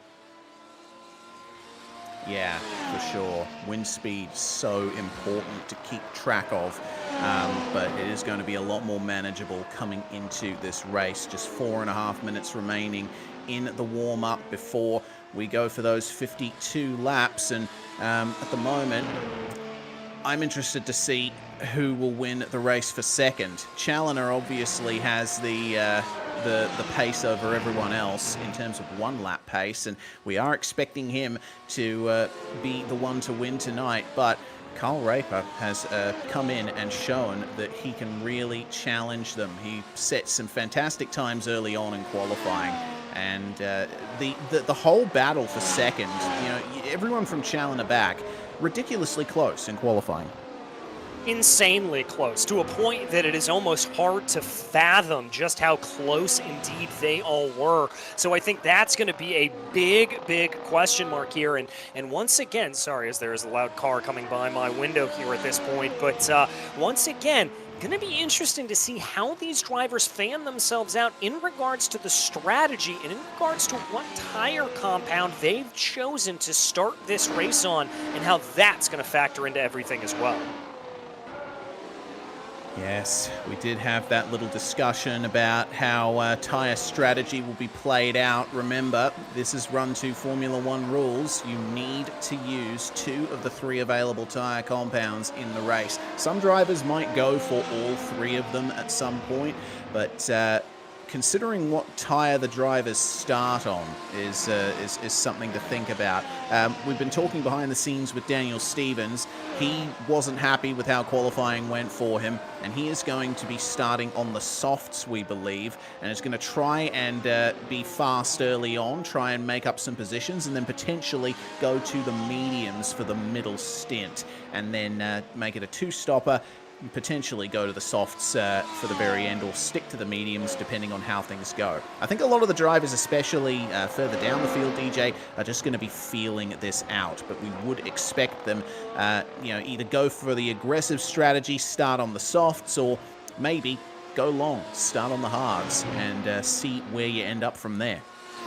Yeah, I think, as I said before the break, my gut instinct here at this point says start on those hard tires. Give yourself as many options as possible going down into the run here to see what you're able to do. But we are going to have to see. There is a lot of manpower behind the scenes that goes on here in this major series for them to understand exactly how to play it out. There are some of your strategies that we believe may be playing out, so we'll have to see what they decide to do. Yeah, absolutely. Well, those are 3 of the many possible strategies that you'll see over the course of this race. Another thing to consider is safety cars, virtual safety cars. They're running a special little arrangement here for the final round of the majors. Since they don't have the manpower quite to put a full safety car driver into the session as well, they're going to run virtual safety cars. If there's an incident that involves 2 or more cars out on track, or there's a track blockage or something like that, then a safety car will be called and the leader has to slow down and act as the safety car. Then everyone who's a lap down or more gets waved by and we go back to racing. So that graphic flashing down the bottom, you will see that whenever that is called. It'll certainly add an interesting dynamic to the race. That certainly will. And again, just one of those things that we really love here from the commentary side that gives us that sense of realism, that sense of closeness to what it would actually like to run here. Absolutely fantastic. And I massively commend the majors for bringing that on in. Yeah, absolutely. It's going to be a fun one. We also saw briefly the graphic talking about the tire life. We're expecting the softs to last a maximum of 17 laps, and that's if you don't push them. Hards obviously last the longest, but they will be the slowest compound out on track. But things could change if the track heats up quite a bit. If it's a cool track, you want to go for the soft or the medium. If it's a super hot track, the hard tire is probably the way to go, just for longevity. And 23 to 25 seconds lost in the pit lane. So you have to judge that. Do you go for the one stop and just slow down a little bit out on track, look after your tires, or do you go hell for leather and commit to a 2-stop? We shall see. Practice, the warm-up, is now over, and 52 laps will begin very shortly with the following starting order. Christian Challoner, reigning champion-elect for this year, starts alongside Travis Warling at the top of the field. Carl Raper and Nathan Dowd on the second row, and then Justin Morton and Brenton Foster will round out the top 6. Austin Peterson will share the 4th row of the grid with Tom Abramitis. It's Kevin Santana and Sebastian Jackson who round out the top 10. Christian Abate starts 11th alongside Frankie Francica. Moving back into 13th, it's Jimbo Pfeiffer, followed by Jonathan Dance, with the row behind them being Sam Harper and Eric Starpoli in the 616. 17th place will be Nick Kuhn, followed by Shane Vickery as we move back down into 19th position. That's Brian Bennett and Dan Stevens. And there you can see the rest as the lights are ready to come on here, Reese. This is a short grid time. Yeah, the revs are rising. And we are away for the final round of the Majors Series. Everyone's struggling to get these cars off the line. Challoner with too much wheel spin. Look at that, almost 4 or 5 wide coming down to turn 1. And Brenton Foster moves into the lead. Already a big spin for Nathan Dowd, spinning in front of the field. Oh, this is a chaotic start. Austin Peterson is around as well. And who's that in the gravel trap? Oh, Christian Challoner in the runoff area. He's going slow. And it looks like the safety car has been immediately called, potentially from that. No? Has it? Yes, it has. Everyone's slowing down. Wow! What on earth went on there? That's probably the most chaotic start I've seen in Majors history. It doesn't look like anyone was prepared for the getaway from the line. No, it certainly didn't, at least not those first 2 or 3 drivers there. Warling and Raper definitely bogged down. Challoner, as you said, I think caught a little bit of wheel spin. The driver who was able to catch everybody napping was that number 11 of Brenton Foster, who just moved around the outside and made this work. Well, let's see how this worked out between them. We didn't see everybody take to the grid right away, but I think drivers were also caught out by the very short grid time. So the revs rise and they get away, but yeah, you can definitely see there's a big difference between the drivers who had their launch sorted out and those who didn't. Challoner, oh, wow, okay, so Challoner spun coming into the first corner. Looks like the wheel spin was simply too much to bear, and of course with the car off the circuit and plenty of damage besides, the safety car was called, and well, now Challoner is all the way down in 21st place. He's going to have to work things out from here. Gavin Barber lost his rear wing, and we're going to see here big spin there. And what happened to Barber? It was Nathan Dowd there who spun in front of the field, and good on everyone to avoid him. But you could see Gavin Barber there at the front of your screen lost his rear wing. Fortunately, drivers in the Majors Series get a spare car, DJ, so Barber will be able to get that thing repaired. Yeah, able to get that thing repaired, and I think what happened here to Barber, let's take a look a little bit farther back. I'd imagine this is just a result of the checkup in front of him. Ooh. Oh, no. It was a glancing blow from the car behind. Yeah, that's exactly what it was. As drivers came down here through Abbey, it looked like that they just weren't ready for the cold tire temperatures, and nobody had the grip to make it work. Sebastian Jackson, by the way, as well as Austin Peterson, Gavin Barber, all coming down into pit lane as we would expect. Christian Challoner, Jonathan Dance also coming in. Let's see this onboard here from Jonathan Dance, and he did not get a good start there. He went way too hard into the turn, and that's what took off Gavin Barber's rear wing. Yeah, I think there from Dance, what happened was he sent the car, he had a good line through the middle, and then he saw the chaos that erupted up in front of him and just had to get out of the way and had nowhere to go. Yeah. Oh, wow. Big chaos here at the start of Formula Majors, and, well, no surprise to see that the drivers that have come to the pits have immediately switched to the hard tyre. Barber started the race on the softs, but has immediately switched to the hards. Austin Peterson started on the mediums, as did Christian Challoner, but they've all come in and decided to whack the hard tyre compound on, and they are going to commit to the end of the race on that, potentially. They have to try and make the hards last, and they might be hoping for another safety car for a free pit stop to be able to potentially get the softs on later. Yeah, that would be the strategy here, I think, for those drivers that are maybe hoping to get that to go. But remember, if they came in and changed tires, that does mean at this point that they have free reign to go to put on what they want to. Now, the one driver that's on a little bit of a counter strategy here, Sebastian Jackson came in and strapped on the soft tire. I'm going to be very interested to see what Jackson is able to do in this position. Starting in 20th, he's the first driver out of all of those that made the pit stop.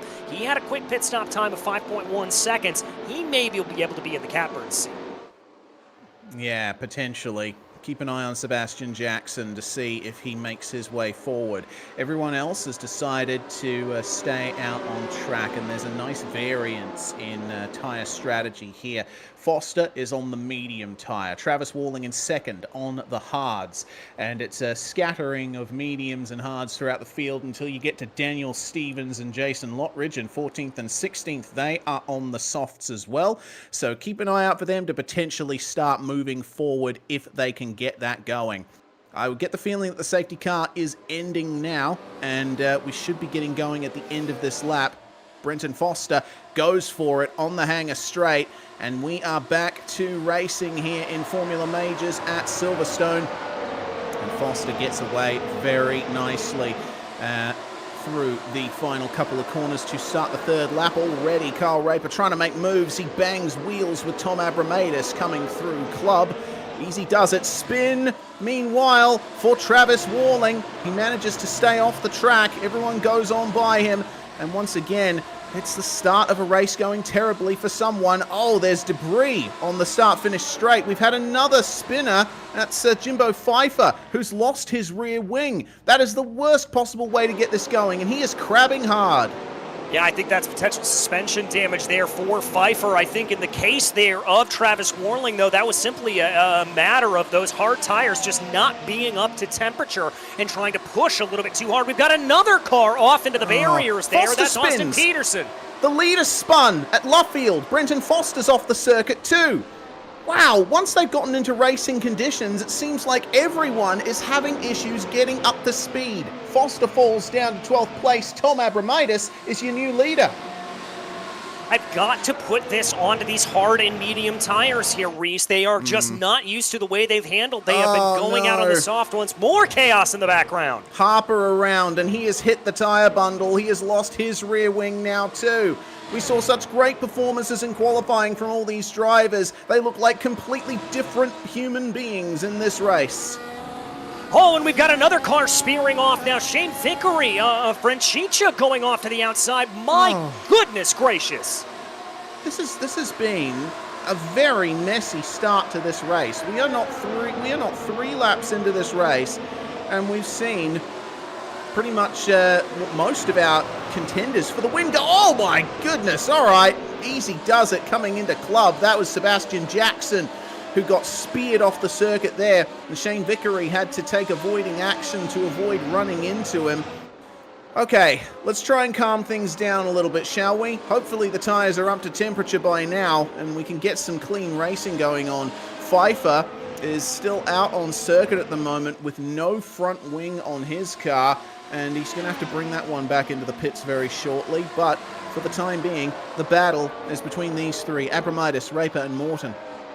Yeah, it certainly is. And what's interesting here at this point here is that JMO, Justin Morton, is on a different tire strategy. He is on those hard tires, so he is in fantastic position to be able to put himself in, as we've got another spinner farther back. That's Dan Stevens. Falls down to 17th into 18th. That's his teammate Gavin Barber, who's just gone by him there at Middle Finger Racing. Oh, wow. All right. Just keep it smooth. Keep it nice and stable. That is the goal here in the first half of this race. Nick Kuhn losing a couple of positions himself. We're going to see here what happened to... Oh, just banging wheels there. That was a big hit there, and that was Pfeiffer, who was unfortunately taken out of contention there, and he's still carrying some damage besides. Yeah, certainly is. He's going to have to come down into pit lane sooner rather than later. This is Nick Kuhn, who's lost his front wing here at this point, as we've got a lot of very crippled race cars coming around. It's very impressive there. Justin Morton, again, on those hard tires, setting the fastest lap of the race. Yeah, very good stuff there from Justin Morton. We'll keep an eye out here. This is how the front wing was lost, and, well, Jimbo Pfeiffer up ahead. No nose, no speed through the first couple of turns. The closing speed was just too much as Carl Raper goes for the lead of the race coming into Brooklands. Raper running the medium compound tyre, so is Abramatis, but Carl already going for it here, and I think he'll try and build a gap. Yeah, I think he's going to want to push here at this point, and his fastest lap is about a tenth faster than Tom Abramatis behind him. So he certainly has the speed if he's able to get away with it. But remember, we are past lap 3, which does mean that the DRS is enabled. That should allow for Tom to keep relatively close behind. Yeah, certainly should. DRS has indeed remained enabled. Because this isn't a full safety car that happens in this race, and the momentum is up there for Abramatis. He doesn't go around the outside of Stowe at this point. Still a bit early to be making those kinds of moves. Garen Batten makes up a position into 5th, passing Brian Bennett. Jason Lockridge, meanwhile, has gotten by Lyndon Swaby for 11th. So a bit of a field spread here, coming off the chaotic start and first safety car. Let's watch that overtake there between Batten and Bennett. Let's see here what the move was like at Stowe. It looks like just a lift off there from Brian Bennett, just deciding discretion is the better part of valor. He's going to try and keep it consistent for the time being. Well, he's got to watch out because Brenton Foster's right behind him in that number 11 machine as well, so he's putting a lot of pressure to the back here of Brian Bennett as they try to work their way through the corner. Now we're going to be involved in one of our least favorite sayings here at this point, which is a DRS train. But as they come down into Brooklands right now, you see the multiple lines that these drivers are taking for 2 reasons. 1, try to get a little bit of an advantage, and 2, try to get a little bit of clean air on the front wings of these cars. Yeah, you can potentially save the tyres as well by going for a little bit more of a double apex line at Luffield. You can keep the car straighter on the exit, and that'll definitely help the state of the front tyres. What a fun battle this is turning out to be. And Batten has certainly got the pace here at the front of this train as Bennett gets off into the grass there. A little bit of momentum lost, and that's going to give the advantage to Foster here coming down the hangar straight. Not quite close enough for a move yet, but he'll go for it anyway. And the outside line on the exit is where you want to be. Bennett holds him off. No move at club either. Nathan Dowd is just sitting pretty behind, trying to take advantage. Raper, meanwhile, has fallen to 4th. It looks like we're going to get a replay of that, and also a spin for Brian Bennett. This is what happened to Raper here. Abramatis getting back by him, and on the exit of Stowe, doesn't look like anything, but Raper did try to take the lead back coming into Vale, and, well, not much room being given. There you see, now that wing did reattach there. That's one of the little niggles of iRacing, as it were, but that could be a little bit of damage on the front of that machine, and there is a very nasty spin for Bennett behind. Yeah, indeed. Getting over the sausage curb as well could have damaged the floor. Brenton Foster, meanwhile, is falling down the order. A new leader in the form of Christian Abate. Tom Abramatis is still trying to fight with him, and that's how the lead was taken there by Christian Abate. Looks like the two of them just keeping it stable at the front of the field. Raper, of course, despite that spin, has still managed to hold on to an excellent spot in this fight. Still in 4th, but not that far behind, and he's got Justin Morton to slipstream off. Yeah, and he's going to get that benefit of the DRS here at this point as they get closer and closer. Morton looks like he could have a little bit of a run there on Abramatis, but that's not going to play itself out. Raper with a little bit of a closer line coming off of the corner, taking a peek to the inside there of Justin Morton. Now, Reese, I don't think that was a full committal move. I think at this point that Raper's just trying to see if he can find any breaks in the armor here of Justin Morton, maybe see if he can force him offline a little bit, force him into a bit of a mistake. A little bit of aero push through the flat-out opening corners, and Raper commits to the inside, goes for it at Village, and Morton sees him coming from a mile back, decides, okay, mate, you can have this one. Raper looking very aggressive in the initial part of this race. Here's the battle for 5th on back. Nathan Dowd having just made the move on Garen Batten, who's fallen down to 7th spot. And Christian Challoner isn't too far behind these guys. Despite his issues at the start, he's looking for some big moves here. Still running those medium compound tires from what I can see. It's going to be difficult here for him. Actually, he is on the hards from what I can see, so I'm not sure what the deal is there showing up in sim. Regardless, Challoner on the charge, and Raper also on the charge too. He's made his way back to third and looking at second. Yeah, he's been able to get by Justin Morton here at this point, about 0.3 of a second behind Abramitis. Is that Tom just kind of getting out to the way there? I think Tom didn't get the best launch coming off of Chapel, and that's going to put him back into line. And that is going to put Raper up into P2. Now, crucially here for Abate up in the lead of this race, 1.5 seconds the gap, so no DRS assistance here for Carl. He's going to have to pull him in manually. Yes.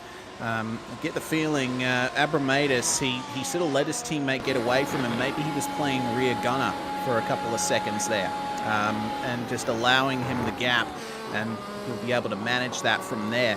Raper, of course, has the DRS train behind him, and it'll be Morton, Abramitis, etc., trying to pressure him hard and continue that gap for Abate out in front. And we have our second official DNF here of the race, as Starpoli and Pfeiffer have both disconnected from the session, so they are done even before the first 10 laps have come to a conclusion. That's a shame for those two. Challoner, meanwhile, just made up that position there on Garin Batten. Coming down the Wellington Straight, the DRS was with our champion-elect. There's a bit more time to be made up to Kevin Santana and Nathan Dowd in 5th and 6th up ahead. This is looking interesting here for Justin Morton. He has got a big battle here with Tom Abramitis, but you can see that Dowd is starting to close in on him here. Morton, of course, with a 1:35.0 on the last lap. There's a 33.9 for Nathan Dowd, and I think with the aero instability that he'll be suffering behind Abramitis, it's going to be a matter of moments before Dowd really closes in on him. Lock up for Kevin Santana just behind Nathan Dowd, and that's going to cost him in that fight, but tell you what, could be on for third. Could be on for third here, and I think another reason why we're seeing Morton maybe start to fall off the pace here a little bit, these medium tires are coming up to temperature. They're finally in that perfect operating window that we talk about, and remember, Morton here is the only one in the top 6 or so that is on the hards, and so we're now seeing the maximum lap time being able to be extracted here from these medium tires, and Morton's starting to struggle a little bit. Yeah, Morton still having issues with the hards here. Of course, they are the longest lasting compound, but their ultimate pace is not as good as the mediums and the softs. So it's going to be hard for him to hold on to this in the short term, but long term could work out for him. Might be able to gain a little bit of time on track when the medium and soft runners come into the pits. Yeah, very well could. We check here up at the battle for the lead as Raper's been able to close in on the back of Christian Abate. That gap has come down by about a full second.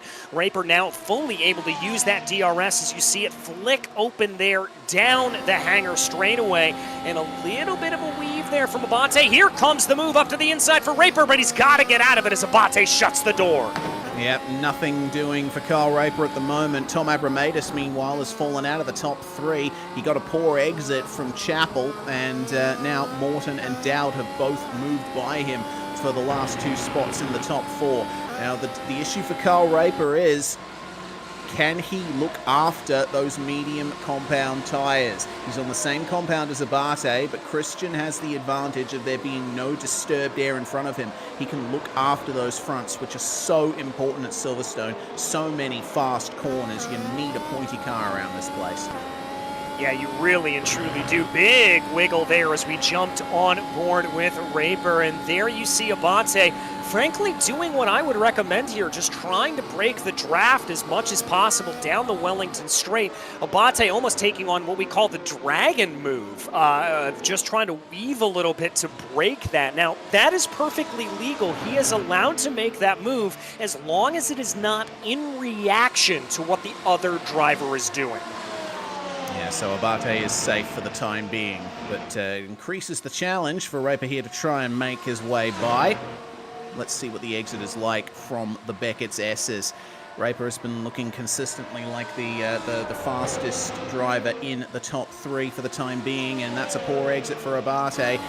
Raper has the DRS and the extra momentum, but Abate will try and defend the inside of Stowe here. No, Raper goes sweeping around the outside to take the lead of the race back. Kevin Santana makes his way past Tom Abramidis, and Challoner does as well. Tom Abramidis has been falling down the order massively in these last few laps. Yeah, I wonder here if Abramidis has a little bit of front wing damage that's just not necessarily registering here, as it looks like that car just doesn't quite have the bite that I think Tom would like it to have. Let's watch him come down through the slower speed corners in particular. You'll see that really play itself out. Yeah, he's not down fully on the curbs. Let's see down here into the loop. Looks like he's able to get it better, but do you see how Challoner's just more darty? It looks like that car's able to change direction a lot quicker than Abramidis, and I think Tom is suffering just a little bit here. Yeah, probably pushed the mediums too hard. I think they've overheated. Challoner, meanwhile, on the hard compound, he's just driving smoothly. He's managing the temperature of these tyres. You see how much lock he's cranking on coming into Luffield. Abramidis definitely suffering a little bit of understeer here. See what it's like through Cops. Challoner harvesting some energy a little bit, and that's something you're going to see quite a bit here. They stay in 7th gear down the straights. They don't go up into 8th unless they're in the DRS or the slipstream, because if you're in high revs in 7th, you actually harvest more energy from the MG UK. That's something that you have to keep an eye out for. Yeah, indeed, as there's a little bit of a look to the inside there as they try to come through Stowe. Right now, that's Nathan Dowd trying to see if he's got a little bit of anything to play for on Justin Morton and the like. Challoner also taking a little bit of a look onto the back of Kevin Santana, but Santana just driving a good defensive line, not getting forced off of his own line. He's going to keep Challoner at bay for now, and lost Challoner a couple of tenths. Yeah, but Challoner still looking incredibly quick there at the front of this field. Jackson, for the time being, is the fastest car on track, and he does have the fastest lap of the race so far. Down in 8th place, but there's no one in front of him, no aero disturbance, and he's probably getting a good amount of pressure from Brenton Foster behind as well. Remember, Foster went to the lead of the race in turn 1, lap 1, so he certainly has what it takes to be fighting up the front here. Carl Raper, meanwhile, has gained a little bit of an advantage over Abate, Morton, and Dowd. Let's see if he can hold on to that. Yeah, let's see if he can. My question here for Raper is, as quickly as that battle took place, it allowed for Morton and Dowd to catch up to the back of Abate and get him into that conversation. And I wonder here if Christian is just having to look in his rearview mirrors a little bit more, and that's putting him off of the preferred racing line. And if that's maybe the situation here at this point, the other thing to remember, these are teammates. They're not teammates, excuse me. There goes my other point out the window. Of course. Well, just behind these guys, look at Challoner. He's gotten a great exit over Kevin Santana, who caught the grass, I think, on the exit of Chapel. And Jackson's actually fallen further from 9th to 11th. Oh dear, this looks a little bit messy here. That's 3 passes happening in the space of just half a second there. Some very intense battling going on for second on back. Nathan Dowd on Christian Abate, meanwhile, he's going to move out of the slipstream, but not much of a chance of getting the move done at the first turn. Can he get later on the brakes into Village? No. Decides he's better off staying behind and picking up the DRS down the Wellington Straight. Yeah, that's going to be the best motion for him, as Lottridge is going to be our first driver to take official green flag pit stops here at this point. One of our drivers that opted to start on the soft tire, remember, 13 laps. That's right in that window of 10 to 17 that we predicted they'd be able to run. And he switches to the mediums coming into the pit lane. So from that point, it looks like Lottridge will either go all the way to the end on that set of mediums, or he'll push hard and come in for a second medium or soft stop. Oh, okay. That's, oh no, has something happened to Lottridge there? He hit the wall. He hit the wall coming out of pit lane. Oh, wow. Okay, that's got a sting. Well, it's a very tight pit lane exit here. It's actually lower than the circuit itself, and you have to kind of come up a ramp to get your way out of it. Let's ride on board with Lottridge and show you exactly what happened to him. So he's going to get on the loud pedal here, coming right out as he just spins the rear tires. Oh, that is, like I said, that has to sting. You know, you're setting yourself up for the rest of your race there, and you've got to nail the pit exit. You've got to get as much power on as you can, but on cold tyres, the rears will go, as that's a problem there for Austin Peterson. He falls down to 13th spot, and then 14th. That's off at Stowe, it looks like. Big spin there for the number 72. Yeah, not entirely sure what happened to him. We're going to take a look here. That's a dive down to the inside, just carries speed around the outside. Oh, big, wicked snap of oversteer there. Lucky he was able to keep it off of the wall. This is the thing when you're driving a Formula One car, your reaction times have to be infinitesimal. If you get a little snap of oversteer and stow, you can't overcorrect. Otherwise, the car will just spear off the other way. That's exactly what happened to Peterson. Meanwhile, Abate falling further down the order. Kevin Santana just making his way past him into fourth. All of these drivers harvesting at the moment. And I'm thinking all of these changes for position are coming through from how these drivers are using the battery over the course of the lap. You can only use so much over the course of a single lap of your MGUK, and you have to be able... Oh, no. Spin in the background. That's Challoner. Oh, no. So even Challoner is not immune from spins here in this race, and it looks like he did that all on his own. And that's a very strange area to have that sort of a problem here, Reese. I mean, you're relatively full throttle there at that point. You see him working on the back of Dowd in front of him, just catches a little bit of grass there, and I think that just unsets the balance of the car, and he opens the DRS, and it just pops around on him. Yeah, the car wasn't quite settled when he opened the DRS. That's a real shame for Challoner. That's another problem for him. But remember, he still has enough points in the championship that he's pretty much guaranteed the title from this point, so he doesn't need to worry too much about working his way up the order. It'd still be nice to at least get on the podium, though. Speaking of the podium, Justin Morton, right on the back of Carl Raper once more here for the race lead. And this is a battle of hards versus mediums. Raper on the mediums at the moment, and 15 to 25 laps is the expected range of the medium tyres here. We are on lap 16, so I think Raper might be starting to get to the end of the life of these mediums. Meanwhile, Justin Morton right in the middle of the optimum phase for these hards.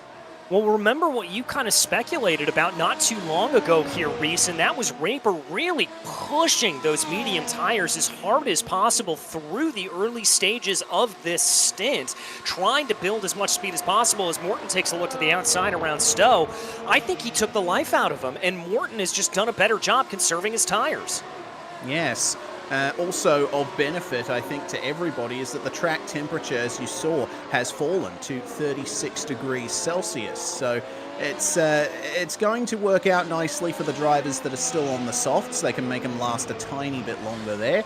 But for the hards that are already up to temperature and in their prime phase, it's not going to hurt them too much. Morton's still pressuring Raper for the lead coming through these opening turns, and it's on for third as well. As you can see, Nathan Dowd and Kevin Santana with Abate and Abramatis fighting behind. More pit stops here. It looks like Garen Batten has decided to come in, and Sebastian Jackson as well coming up to his stop here. Now, looks like Garen Batten has gone from the mediums to the softs. Sebastian Jackson has done the opposite. He started soft. He's on the mediums. Yeah, and remember, Jackson was one of those drivers that we had circled to see how they were going to work things out. We take a look back up at the lead of the race. That flashing rear light there that normally indicates the rain lights being on, that is an indication that the car in front is harvesting that energy that we talked about. So they're going to go a little bit slower than you normally would expect them to at that point. So that's what to keep an eye. Oh, bad run there for JMO coming down through Beckett's. Yeah, that's a bit of an advantage lost, but he was less than a second behind at the DRS detection point, so he manages to gain some of that back coming down to Stowe. A little bit hard into the corner, and we should also highlight for DRS, there's also a light on the dash that you can look for if you're on board with someone. So keep an eye here over the first part of this lap. DRS zone is on the Wellington Straight, and that's coming out of turn 5. So we'll stay with him here. apex of turn 3 is the activation point. So right here is where you have to be within a second of the car. But you see the light there on the left. That means Kevin Santana is close enough to Nathan Dowd that he can get DRS in this next zone. Doesn't quite get the run out of the corner, but all 4 lights on the left come up and he has the DRS activated. So that is your signal there if you want to know what it looks like for the driver. Yeah, exactly, and that's a big indicator for the driver. We don't fully know what kind of heads-up display that they're running, and there are some drivers that definitely prefer to have a minimal heads-up display with minimal information around them to kind of increase the simulation, and so that's how they can tell. As we watch here, Christian Challoner and Brenton Foster in a little bit of a battle in between the two of them. Here's Dan Stevens, a little bit farther back down in the field, 10th place with Lyndon Swaby all over the back of him. And Stevens a bit wide on the exit of Luffield there, but he does get the exit through Woodcote. He has yet to pit, and remember, Stevens is one of the drivers that started on the soft tyres. He has made these tyres last quite some time.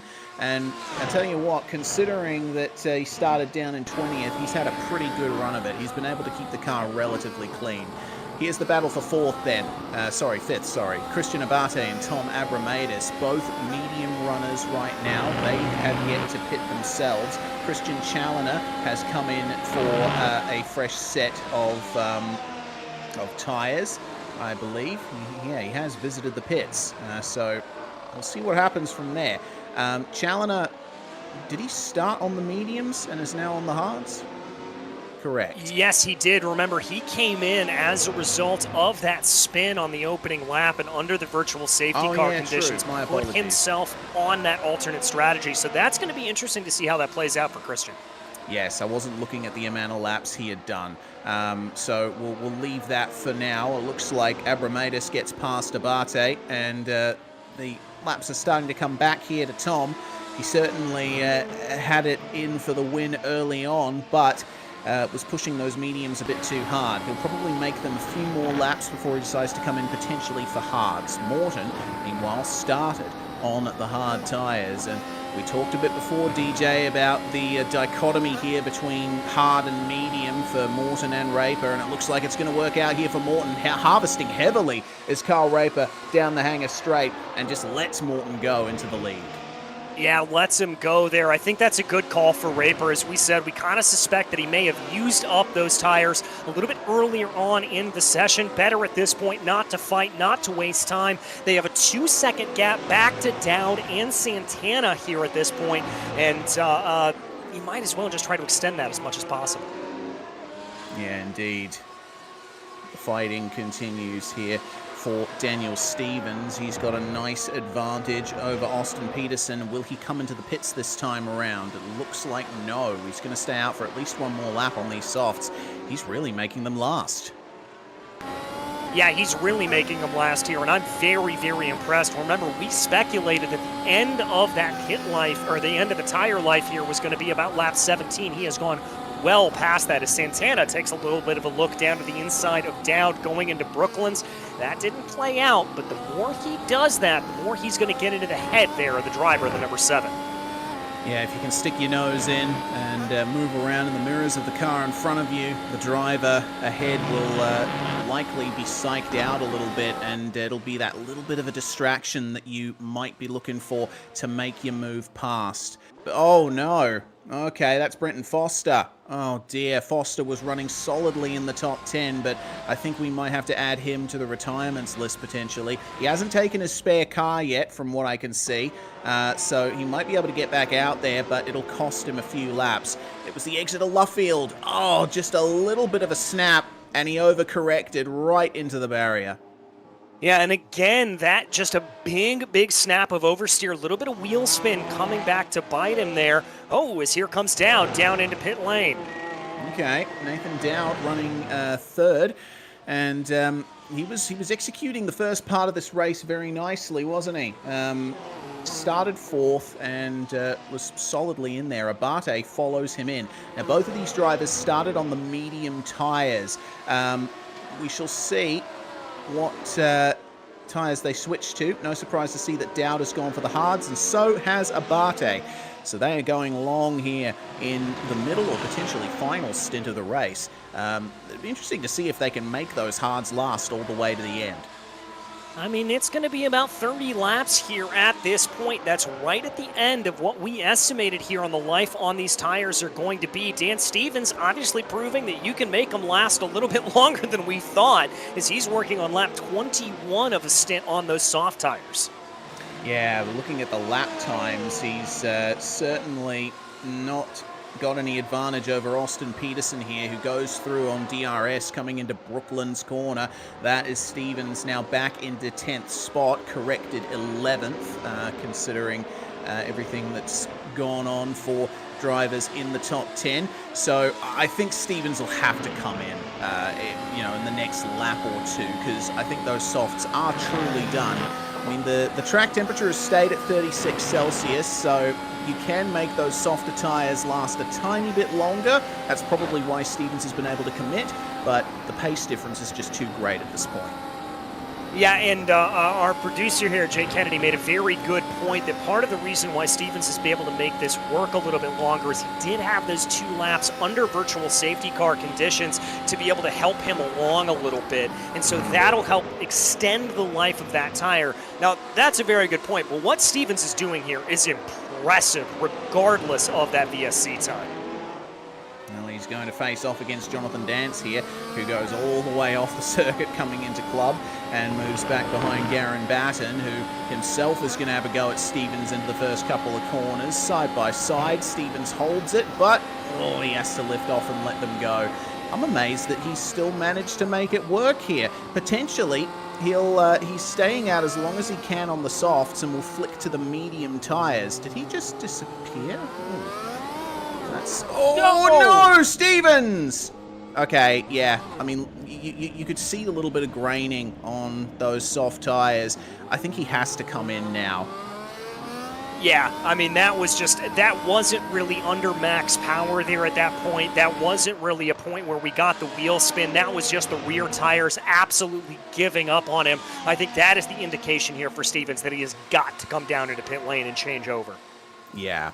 Potentially get onto the mediums for 2 more stints to the end, or the hards, and commit to the end of the race.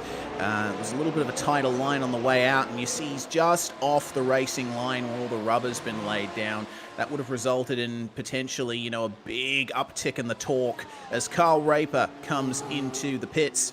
With the amount of torque these cars produce with that electric power and a V6 turbo engine, you don't want to spin the wheels up on the exit of a slow corner. So, Raper, the first of our leaders to make his way into the lane. Challoner moves up to 3rd spot, towing Abramatis along. And this is a nice little 3-car fight. Looks like one of these guys is a lap down here. It looks like Sebastian Jackson and Lyndon Swaby there, as Stevens will make his way to the pit entry line. A little bit of a lock-up on the way in, but that's fine. Those tyres have well and truly done their job, and potentially, easy, mate. Ooh. Yeah, trying to make up a little bit of... It looked like he was just trying to make up some time there in the pit stall and just had it come back to bite him there. He's going to finally come on in, get those tires changed out, and he's going to go on to the hards. Yeah, okay. So Dan Stevens has committed all the way to the end of the race here for a one-stop strategy, it looks like. At the moment, Carl Raper, interesting to note, he has gone to the soft tyres in his pit stop. So I think Raper's committing to a 2-stop here, potentially even a 3-stop. Considering how much he's pushed in the first stint, I would expect he's going to drive the wheels off that car and, potentially go for 2 soft stints to the end, maybe even 3. Yeah, I mean, that could be what he's trying to do here at this point. We will have to wait to find out as the intrigue just continues to blow up here at this point. Abramatis coming down into pit lane out of 3rd place. Yep, Abramatis started on the medium tyres, and I think he'll switch to the hards for this one. Depends on whether or not he wants to try and go hard to the end, and it looks like he won't. He is going to the hards, and a front wing change as well. He's gotten a little bit of damage repaired there, and potentially has changed his front wing, maybe given it a little bit more front downforce to give him the pointiness he needs. Jonathan Dance also into the lane. He's already had one stop so far, and he is going to switch to the hard tires from here. Yeah, he's going to go on to the hards here at this point and be able to switch on over to that. There is your leader of the race, Justin Morton, who has yet to make his pit stop. We expect him to stay out probably for a little bit while longer, and this is where things get interesting. That's Jason Lottridge that he just made his way around. We've got some lap traffic starting to play into this. Yeah, indeed. And of course, blue flag rules are well and truly in effect in a Formula One race. It's definitely pertinent to jump right out of the way. Kevin Santana and Christian Challoner now second and third. And Challoner still committing to the long stint on the hards here. Switch to them right at the end of the first lap, and deciding to commit to just taking it easy in the first half of the race. Question is, when Challoner does pit again, and we are expecting him to, there's no way that you can make the hards last 51 laps. Will he go to the mediums or the softs? Yeah, that's going to be my question here, and I think part of that is going to be on just how long he is able to run. If he's able to get this down into a farther stage of the race, then he may be able to switch this on over into the softs and try to exploit those faster lap times that he's able to get there at that point. But if he's got to come in a little bit earlier, we may see a switch over to the mediums, which haven't been that bad of a tire over the course of this race, let's be very clear. Yeah, the mediums have certainly done well. Raper, meanwhile, on the softs, is going to go around outside of the hard-tired Brian Bennett, who has yet to come in for a stop. So that shows you how hard Carl Raper is pushing. He wants this win, and he is going to go for the most aggressive strategy to make it work. Yeah, he is not going to wait around. Raper knows what he needs to do, and he is not going to allow anything to get in his way. That's exactly what he needs to do. He needs to dispatch cars as fast as possible. Christian Challoner making his way into second, meanwhile. He's just passed Kevin Santana at Stowe, and Santana goes for the lane. He's going to potentially switch to the hards off the mediums from here. Morton still running in the lead, having not taken his stop yet. And have a look at how much faster Carl Raper was last lap. He took a solid 2 seconds out. How fast is this lap? 1:31.924. Obviously, he had to make his way around a car on that one, but he's still very much the fastest car on track at the moment, pushing those softs like he's doing qualifying laps. Yeah, he is absolutely going. And is that no, it's Kevin Santana, coming in and out of pit lane here. Santana, the latest driver to come down into the pits, the 666. Onto the softs. Very interesting. That would indicate to me that he's running a two-stopper. Yeah, there's no way you'll be able to make the softs go to the end of the race from here. Garen Batten is another driver who switched to the softs from the mediums, and he's chasing down Tom Abramatis right now, who's just switched to the hard compound. Now, this is a big switch between these two. Abramatis actually getting by Garen Batten on the way into Brooklands, and well, we'll see what Batten can do to take advantage of the extra pace of these softs for the time being. Yeah, let's see what he can do. This is the point when you're going to be in a little bit of a race in and of yourself, and so you've got to run a little bit to your own speed. You've just got to focus on those delta times, Reese, put in the fastest laps, and then everything will kind of start to come back together near the end. Yeah, certainly will. I'm keeping an eye on our leaders right now. Justin Morton has stayed out for another lap here on the hard compound tires. Carl Raper, crucially, is 13.5 seconds behind him and still gaining on those soft tires. Remember, a pit lane transit time will cost you about 23 to 25 seconds. I think with the position Morton is in right now, if he wants to go for this win, he's going to have to mirror Raper and go to the softs. Yeah, I think he is too. I think that's really his only call here at this point, is that he has just got to try to stretch as much as possible, try not to lose all that much time, and then go to the softs at the end and hope that Raper is going to push the life out of these tires before the race is done. Yeah, still keeping an eye on Christian Challoner as well, who's gotten up into second place. And I tell you what, he is still looking mighty quick. He's faster than Morton by about a tenth or so. His fastest lap is not quite what Morton's is, but still the advantage remains, and the gap coming down to 12 seconds now for Justin Morton in the lead of the race versus Carl Raper, who were expecting to take the lead when Morton and Challoner come in for their stops. We are past the halfway point of this race. It has absolutely flown by, and Christian Challoner makes the call. He comes down into the pits after 25 laps on those hard tires. I'm a little bit surprised that he's coming down this early here, Reese. I'm not going to lie. I think it's not what I would have expected here from the number one machine. Now, the question's going to be what he decides to strap onto the car. I wouldn't be surprised if we see another set of hards. I also wouldn't be surprised if we see a set of mediums. All right, well, Challoner comes out of the lane, and it's hards again. I think he's clearly going for a two-stop strategy here with that early one. That is going to be Challoner's last pit stop that we see him make. Yeah, fair enough. Well, he's not going to make another pit stop. We are expecting Carl Raper to come in at least once more. So it's going to be a battle of Raper trying to get the most time out on track versus Challoner looking after the hards and making them last. That's the kind of strategy battle we always love to see. And we still can't keep Justin Morton out of the conversation either. Look at the gap. No, it's we now certainly almost can't. 10 seconds.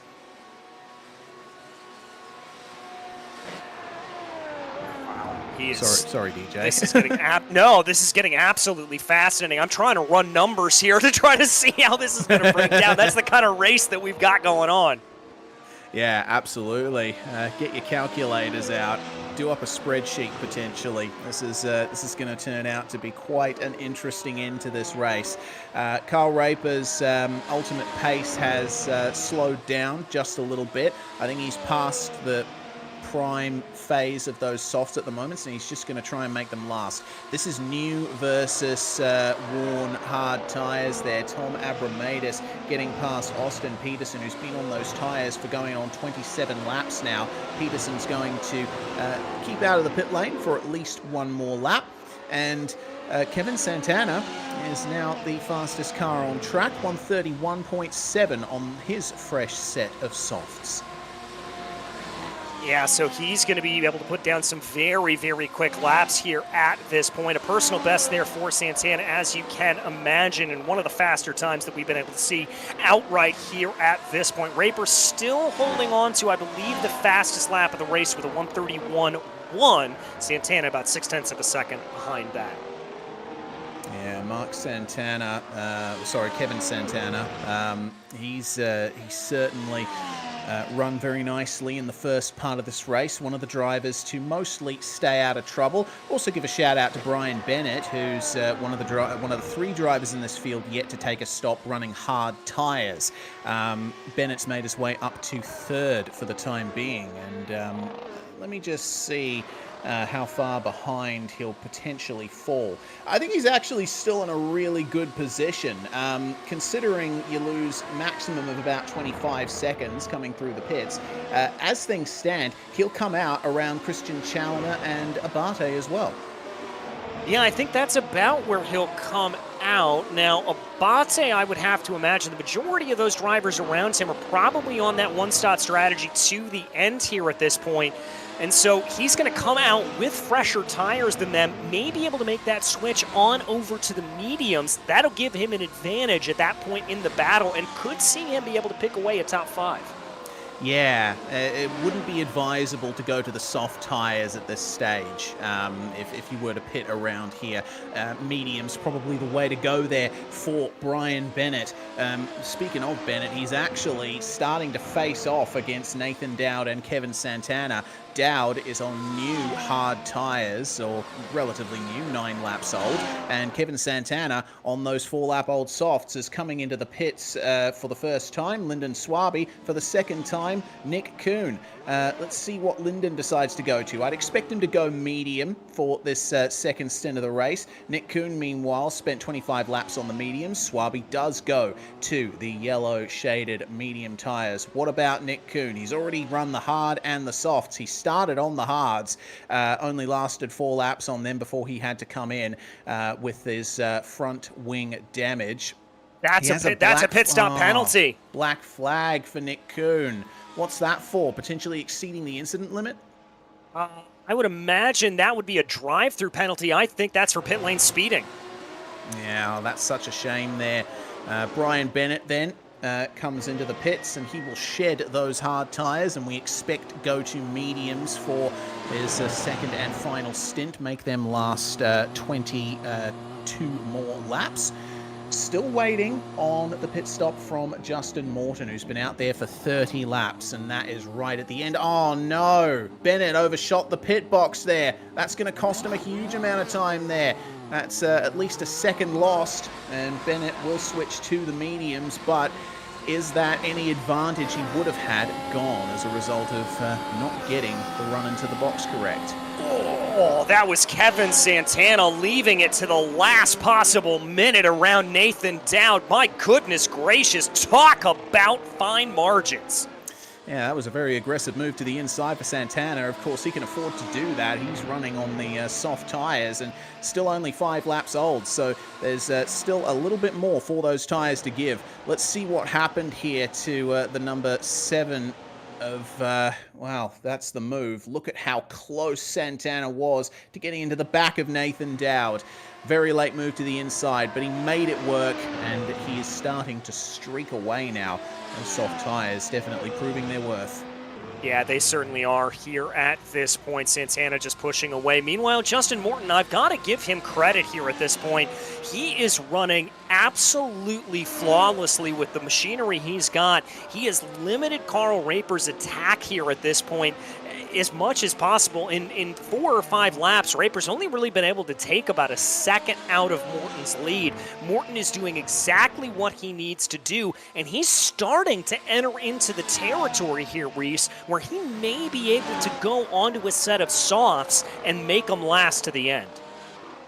Yeah, this could be a very interesting end to the race here if Morton is able to make those hards last further. Raper, of course, starting on the mediums, went to the softs comparatively early compared to everyone else. The driver who got onto the softs the earliest is Garen Batten, who's now on his 15th lap on 16th lap on those soft tyres. I would expect we will see Batten come into the pit lane in the next couple of laps to bolt another set of softs on to run the last 20 or so laps of the race. But for Raper, he's committed to the same strategy, and I think Santana has as well. The driver's running in 2nd and 3rd right now. The question is Morton able to keep up the average pace and look after those hards, get the advantage in the pit lane, get those softs on, and hold on to the lead? Or will Raper and Santana, potentially committing to a second stop here, be able to push as hard as they can out on track and make it a head-to-head to the end? Well, the other possibility here that Morton can do is he can put on a set of those mediums and absolutely push like there's no tomorrow if he's worried about that playing out. The softs are going to be the faster option, but it's still going to require a little bit of tire conservation. As we take another look at the battle here, Sebastian Jackson making a couple of moves there on Garen Batten, trying to see if he's able to get anything. Batten with a good defense. Yep, goodness gracious, all right. To me, Sebastian Jackson is certainly desperate to hold on to that final position in the top 10. 20 laps to go on the mediums, 16 laps done on those tyres. He's probably going to have to commit to the end of the race from here. He'd probably lose too much time jumping in for another stop unless he decides to go back to the softs. Yeah, I think that's probably the call here. My only concern is with just how aggressive he was coming down through that corner. This may be, he may be running the life out of him here at this point, and that may be a little bit difficult to keep him on. Here is Nathan Dowd, though, as he's got a certain Christian Challoner looming very large in his rearview mirror. Yeah, looking very big indeed. Challoner pushing hard here, continuing on those hard tyres from effectively the very start of the race. I mean, he's still doing really well, isn't he? Nathan Dowd has to give up the position coming into Stowe and ultimately leaves him be coming through Vale and Club. Leaves him be for the moment, and yeah, I think that's a good call here from Dowd. He knows that Challoner's just got more speed than him, and there's no real point trying to fight that as much as possible. If he were to fight, it would probably just end in tears and cost them massive amounts of lap time. Absolutely it would. Well, here's Justin Morton then. Carl Raper has managed to bring the gap under 9 seconds. Raper's just taking a couple of tenths out of him lap on lap. The prime phase of Raper's soft tyres has well and truly passed by now, and with 11 laps done on that set of softs, Raper, I think, will be looking to come into the pits within the next 5 or so laps. Question is, I mean, I'm thinking about Raper here. He would have to commit to going to the softs to keep the pace up towards the end, because like once the prime phase of those softs is over, as we see now Sebastian Jackson going into 9th around the outside of Brooklands, nicely done there on Garen Batten, who is looking to come into the pits very soon and get a new set of tyres strapped on. Do you go for the softs, or do you go to the mediums? Because with 19 laps to go, you could still make the medium tyres work in this final stint. If you go for softs, yeah, you'll get the lap time for sure, but you will suffer a little bit more at the end. Yeah, that's the question here at this point. It comes down to how you're able to manage the tire and keep up your speed about the same point. I think for Raper, he's probably got to go back onto the softs, because if Justin Morton goes to the softs, you're just going to lose time in that way, as that's Garen Batten coming down into pit lane. If you opt to go to the medium tire, even if you're able to push a little bit more, you're still going to find yourself down on pace in those laps, and by the time it comes to you, Morton could be out of the picture. Yeah, it's going to be tough. We genuinely don't know how this race is going to turn out, or who really has the advantage here for the race win. Batten has completed his second stop here, and it looks like he has stayed on the soft tyres there. So that will be the marker, I think, for Carl Raper, who's been out on those softs for 12 laps now. And yeah, I think at this point you would have to commit to soft tyres. Morton just has too much of an advantage right now to afford going to anything else. Yeah, I really think that's what it is here at this point. And Morton has done an exemplary job of keeping up good lap time here despite a long run on the hards. His best lap for the record here is a 33.1. And his last lap time was a 33.4. That is nearly a 40-lap stint on a single set of tires, and we're talking about only 0.3 of a second of fall off. That is remarkable, and that tells me that Justin Morton is a little bit of a tire whisperer here. He knows how to get the most out of these tires, and when he comes onto the softs, he's not going to over-push on them. He's going to be able to keep good lap times. He's the picture of consistency, isn't he? It's fantastic to see that. I always admire drivers who are able to make a set of tyres last a long time, running consistent lap times as well. Oh, problem for Kevin Santana.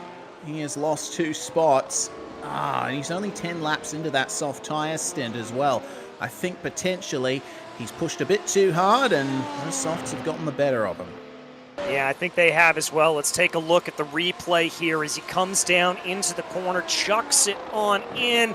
We saw this a little bit earlier. Yeah, starts to apply the throttle a little bit and not really a twitch of oversteer, more of just that continuous spin. That is more indicative of tires just having had enough. Yeah, a bit too much heat in those soft tires. Here's Jonathan Dance looking to get passed by Garen Batten, who, remember, is fresh out of the pits on a new set of softs. He's gotten that done very nicely coming into Brooklands. Not much of a fight being put up there from Dance, who is 12 laps into a stint on the hard tyres. Morton, meanwhile, 33.5 on the last lap. Carl Raper took another 0.6 of a second out of him, and the gap is now down to 7.5 seconds at the front of the field. As things start to creep down to that 15-lap mark, I think that's about the point where we're going to see both of these drivers come in. And we are thinking at this point they'll both get onto the softs, and it's going to be a head-to-head battle between them. Yeah, and my question here is going to be at this point is the consistency, the calmness, the cool, collected nature that we've seen Justin Morton running, is that going to come under fire here from Carl Raper, who frankly has the outright speed on him? This is going to be a battle, frankly, the likes of which we haven't seen in a while here. Let's think back to the days of Jenson Button versus Lewis Hamilton. Button, who was a bit of a tire whisperer, able to make it work, drove very, very consistently. Hamilton, who was faster over a single lap, able to push the car a little bit more. It's a battle of driving styles here, and that is what gets fantastic in open wheel racing such as this. Yeah, we are gearing up for an excellent last 10 laps here. A little bit of traffic for Justin Morton. That's Gavin Barber, who's running down in 21st place and doesn't seem to have much in the way of battles for him towards the end. Nathan Dowd has come in for his second stop of the race, and I would expect he'll go to the softs here, potentially mediums. We'll have to wait and see. I think if Dowd wants the track position, if he wants the advantage, he's going to have to go for the softs, but he is going for the mediums here. He's going to try and make them last and maybe push them a little harder than you would otherwise push the softs. Yeah, and I think that's the battle here. If you are a driver that doesn't feel you're as good on tire life here at this point, get yourself onto the mediums and push like there's no tomorrow on them. If you're a driver that feels more comfortable with tire conservation, then go onto the softs and use that naturally softer compound to extract the most time out of it. As Sebastian Jackson now is going to be the latest driver to come in and make what we assume to be his final stop. Yes, so he's had 2 visits to pit lane so far. This is his third, and he puts the softs on. So he is going to be pushing all the way to the end there, at least pushing for a few laps and then trying to conserve to the checkered flag. Morton is the only car that has not come into the lane so far. Carl Raper already a stop down, and we're expecting him to go to softs on a 2-stop strategy once more. The gap is continuing to file down as there's a move there. Austin Peterson making his way past Nathan Dowd. And, no, sorry, I'm looking at completely the wrong part of the track. It's Dan Stevens and Sebastian Jackson. Jackson just coming out of the pit lane, and the soft tyres versus the hards for Stevens. Well, that's how things go there. Yeah, and that, I think, was just a situation of those tires not being fully up to temperature there for Jackson, maybe over-pushing them a little bit, as now Austin Peterson in number 72 going to bring that car down into pit lane here, pitting from the hard tire. Again, at this point in the race, I anticipate the softs going on. I could be proven wrong, though. Yeah, still in the margin where you could potentially make the mediums work, and looks like that's what Peterson's gone for. Medium tires for the last 14 laps of this race. It seems like a good call to me. He comes out in 10th place, just behind Frankie Francica, who has spent 35 laps so far on hard tyres. Peeling off to the right, though, is our leader, Justin Morton. He comes into the pits, and this is where the big statement will be made. Raper follows him in, and the gap is down to 6.5 seconds at the front of the field. All right, now this is going to be interesting, Reese. When they come out of pit lane, I expect that gap to come down a little bit more potentially, and it favor Raper here at this point. We know he's faster over a single lap. We know he's good.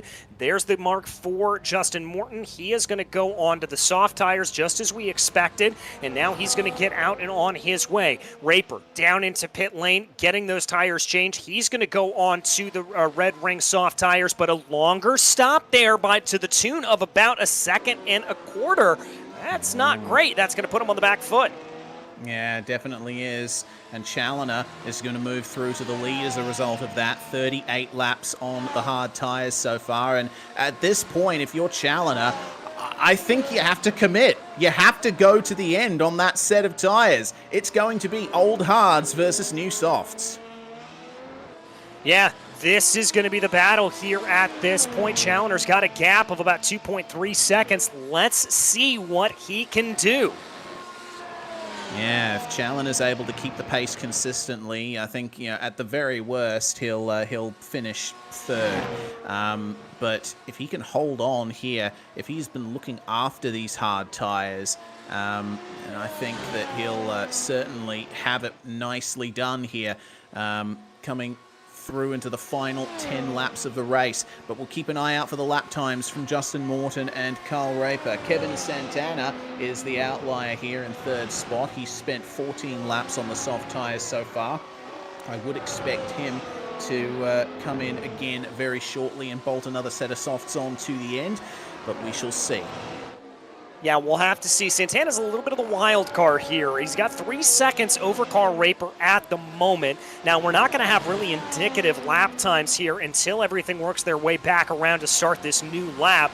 And already, Morton taking about 0.5 tenth out of Challoner on this opening micro stint alone, or micro sector alone. So that is a good sign there for him. In terms of Santana, let's see if he's losing time. He's lost about 1.25 tenths to Raper. So Raper already putting the screws to the back here of Santana. Absolutely. Move, meanwhile, further back for 10th. Garen Batten getting past Frankie Francica, but they are trading places, and it looks like actually Frankie's going to go into the lane there after 36 laps on the hard compound tyres and manage to bolt on a set of softs, I would imagine. It's certainly the way to go with 10 laps remaining in the race. Yeah, that's going to be the call here at this point, as Challoner has seen his gap already starting to fall here under 1 second as they make their way onto the hangar straight. Justin Morton's already going to be within DRS range. Yeah, already. That is incredible. And, Challoner, he was already on the back foot after that poor start and the spin earlier on as well, having to commit to the hards and potentially go for just consistency to the end, but Morton has done the reverse. He's barely had any mistakes in this race so far. He did that mammoth stint on the hard tyres, kept up the consistency, and he has certainly had that pay dividends into his racing account. 1:31.0, the fastest lap of the race. Carl Raper, meanwhile, gets past Kevin Santana, and we'll see what he can do to chase down Morton for second, potentially the lead. Yeah, that's going to be the big question here as we close down. About 10 laps to go. Morton's going to get the full benefit of the DRS here down the Wellington Straight. It looks like Challoner's not going to fight him too hard. I think he read the writing on the wall and let the number 9 on through. Morton back to the lead of the race, and now that he is in clear air, he can afford to look after those softs a little more, potentially have himself little bit more of life in the tyres.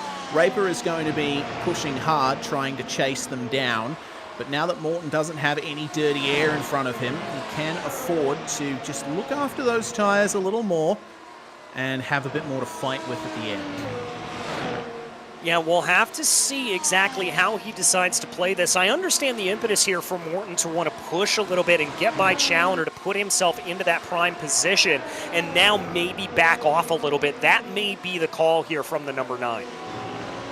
We'll keep an eye on the gap between Morton and Raper. It was 6.5 seconds coming into the lane. It's 7.5 seconds at the moment thanks to Raper's slightly longer pit stop. So that's some valuable time that Raper will not have wanted to deal with, but Raper does set the quickest lap for this particular lap. Not the fastest lap of the race, but not too far off. Actually, Raper set a 1:30.78, but it didn't officially count for the fastest lap of the race. I think he had an off-track somewhere along the way.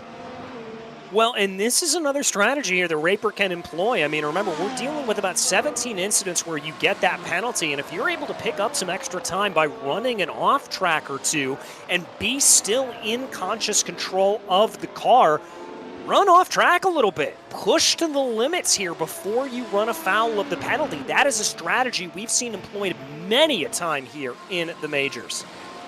Indeed, in just about any sim racing series, you'll see drivers banking their incident points, and then in the final few laps, away you go. So that is the difference there. 5/10 in the favor of Carl Raper. And, well, the gap still remains at about 7.5 seconds. Morton, I think, has responded very nicely. Yeah, I think he has too. He's done an absolutely stellar job here at this point to keep everything together. Little battle farther back down. Abramitis and Nathan Dowd. Dowd trying to crowd him, coming down into Maggots and Beckett's. Oh, this is good here. Can Abramitis hold off Nathan Dowd? Dowd on a new set of mediums, and the DRS is with him. Abramitis, meanwhile, after 19 laps on the hards, doesn't have much to fight with there. So Dowd secures 6th place. We'll see if he can keep that there. Lyndon Swaby coming in for his second stop of the race. I think he's going to go for the softs here and just try and make up as much time as he can in these last few laps. Yep. And he is one of the few drivers here, according to our knowledge, that has used every single tire set, the hard, the medium, and the soft. So he wins the trifecta award for today. He certainly does.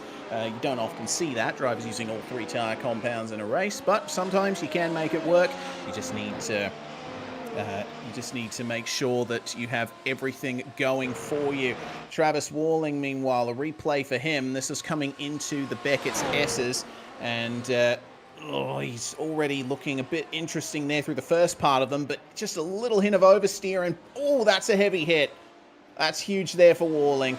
That's unfortunate for him. Might have had a hardware failure, though, DJ. We'll have to get the replay there for him on board.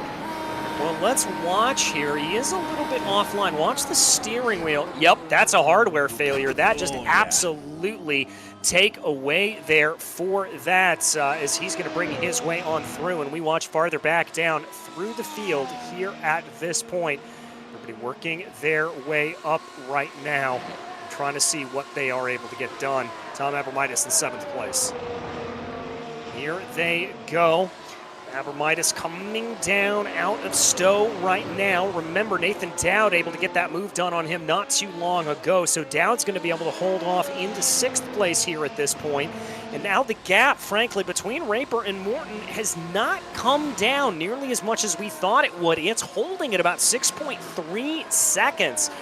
With not a whole lot of time here left to go in this race, I've got to say Justin Morton doing absolutely what he needs to do.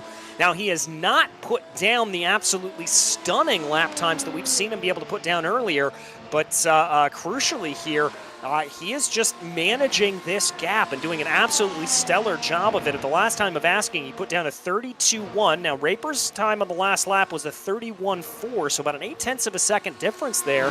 But I'm not sure, with also having to navigate around Christian Challoner, if Raper's going to be able to make up that time and hold on to those tires by the same token. Yeah, it's going to be tough. It's going to be very tough here for Carl Raper to try and get the win from here, maybe even second. I mean, Challoner, he's still running consistent times, and he's not losing too much to Raper lap on lap. But 8 laps to go, anything can happen. Challoner, with the tires, the hard tires acting how they do, it's going to be hard for him. He might have to think about pushing it, but will he push too much and potentially go for a spin? We've already seen Challoner make one mistake like that. Have a look at this. Nathan Dowd once again making a move. That's on Christian Abate this time, who's 25-lap-old hard tyres. And Nathan Dowd, after spending some time on the hards, decided to go for the mediums for the final part of the race. He's making them work very nicely. This is how it was done, and it was actually Christian Abate running wide out of Stowe that got it done for him. Yeah, just set up the move here for Dowd, and you know what? I've got to give him credit. He had to fight for that one, too, as Abate did not want to give that position up. I was a little bit skeptical of Dowd coming in and strapping on those medium tires here at this point. I thought the soft tire was going to be the way to go, but Dowd has really performed this to perfection. He's got some wiggle room on those mediums. He's able to push a little bit harder on them here at this point, and now he's up into 5th place, and that's a very respectable day on a day that we've seen some big names here have some very rough running.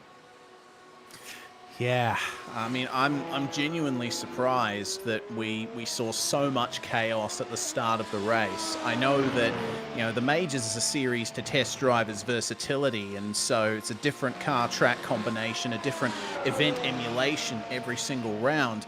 But, yeah, and I would know that a lot of these drivers aren't familiar with the Mercedes W13. Still, I would have thought that they would have gotten a bit of a cleaner start. But by the same token, DJ, it's set up some very interesting strategy calls, and it's turned into quite the thinking man's race. Yeah, it really has, and this is one of the reasons why we love covering this style of Formula racing, the changes here in the tire compounds, making it absolutely fascinating. And when we talk about other racing series, Reese, they've taken note of it. We talk about some endurance racing where multiple tire compounds are starting to be talked about as coming into play. We've even heard some talk that there may be some oval racing where that may come into play. It really and truly changes the game, and I think makes this race all the more fascinating, albeit fills up my legal pads that I have on my desk as a commentator very quickly. Absolutely. Yeah, I've run through quite a few pads myself in my time. There's so much to consider when you're dealing with plenty of racing series as a commentator like we do. You know, I've done, I was talking to Jay about this yesterday. I actually did up a spreadsheet of every commentary and production gig that I've done this year. This, DJ, is my 139th show this year.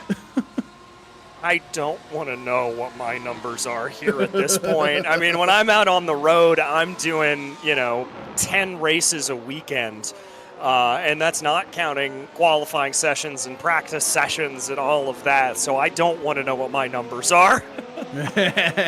Well, just to give you a bit of context, the total hours I've done this year equates to a solid 2 weeks of my life just spent behind the mic or behind a camera. So I think for you, it's probably approaching a month. I know, and it's looking like next year it may be even more. If things go the way I think they're going to, there's going to be a minimum of 18 weeks on the road next year. All right. Well, it's certainly a good problem to have. A good problem for Carl Raper to have is soft tyres that don't last as long. Means he can push them super hard here in his pursuit of Christian Challoner for second, and the gap is slowly coming down still. Challoner going a little bit wide on the entry to Chapel. That gives another slight advantage here to Raper, and he has DRS. He is going to try the move at Stowe potentially, or at least catch up to the back of Challoner. To the inside of Stowe he goes and into second place. Yeah, and once again there, I think Challoner read the writing on the wall, didn't want to necessarily get in the way of any of that running and just kind of allowed him the room to be able to go on through. Great heads up, great sportsmanship there from Christian Challoner. He recognizes that this is not his race to run here at this point. Yeah, Challoner has just been on the back foot from the very start, really, and he's just been trying to salvage what he can from this one. Abate and Abramatis, meanwhile, 6th and 7th, and only separated by a little margin here. Who has the advantage out of them? Probably Abramatis, considering 25 laps on the hard tyres. It was an attempt at a move on the outside of Stowe, but you saw just then he was he got on the harvest there into the final part of the braking zone. I think that was what cost him. Yeah, I think it was too. It just came back to bite him there a little bit, and Abramitis now is going to have to find another way to get around Abate here as they continue to run, working their way onto the Wellington Straight. There's the harvest for Abate, and Abramitis knows it. He's going to send it around the outside, but Abate's not giving it up easily. This is a very entertaining battle between these two. I'm enjoying this. Only 4 laps to go, coming up to 3 for our leader, Justin Morton, and this is still not over, this battle for 6th place. There's another little jink to the right there for Abramitis. Could potentially find his way past Abate on the DRS down the Hangar Straight. Has to stay close through the Beckett's S's, but that's so difficult with so much aero disturbance. Out of Chapel they come, and the rear wing will flick open right there for Abramitis. How much of an advantage does he have over Abate? It's defensive for Christian coming into Stowe, but Tom gets it done. Yep, able to get it done nice and easy there at that point. Abramitis going to move his way up into 6th place over Abate, and that is going to be a net of 2 positions gains here at the moment for Abate, or for Abramitis, excuse me. Yeah, beautiful stuff there. The most positions gained in the entire field is actually a 2-way tie between Brian Bennett and Garen Batten.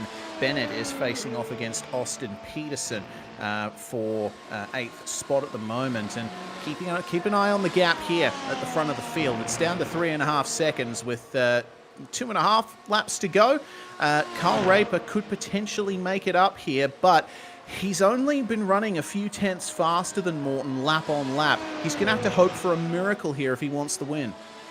He's going to have to hope for something that we haven't seen this entire race. That's a mistake out of Justin Morton, and I don't like betting on those odds, Reese.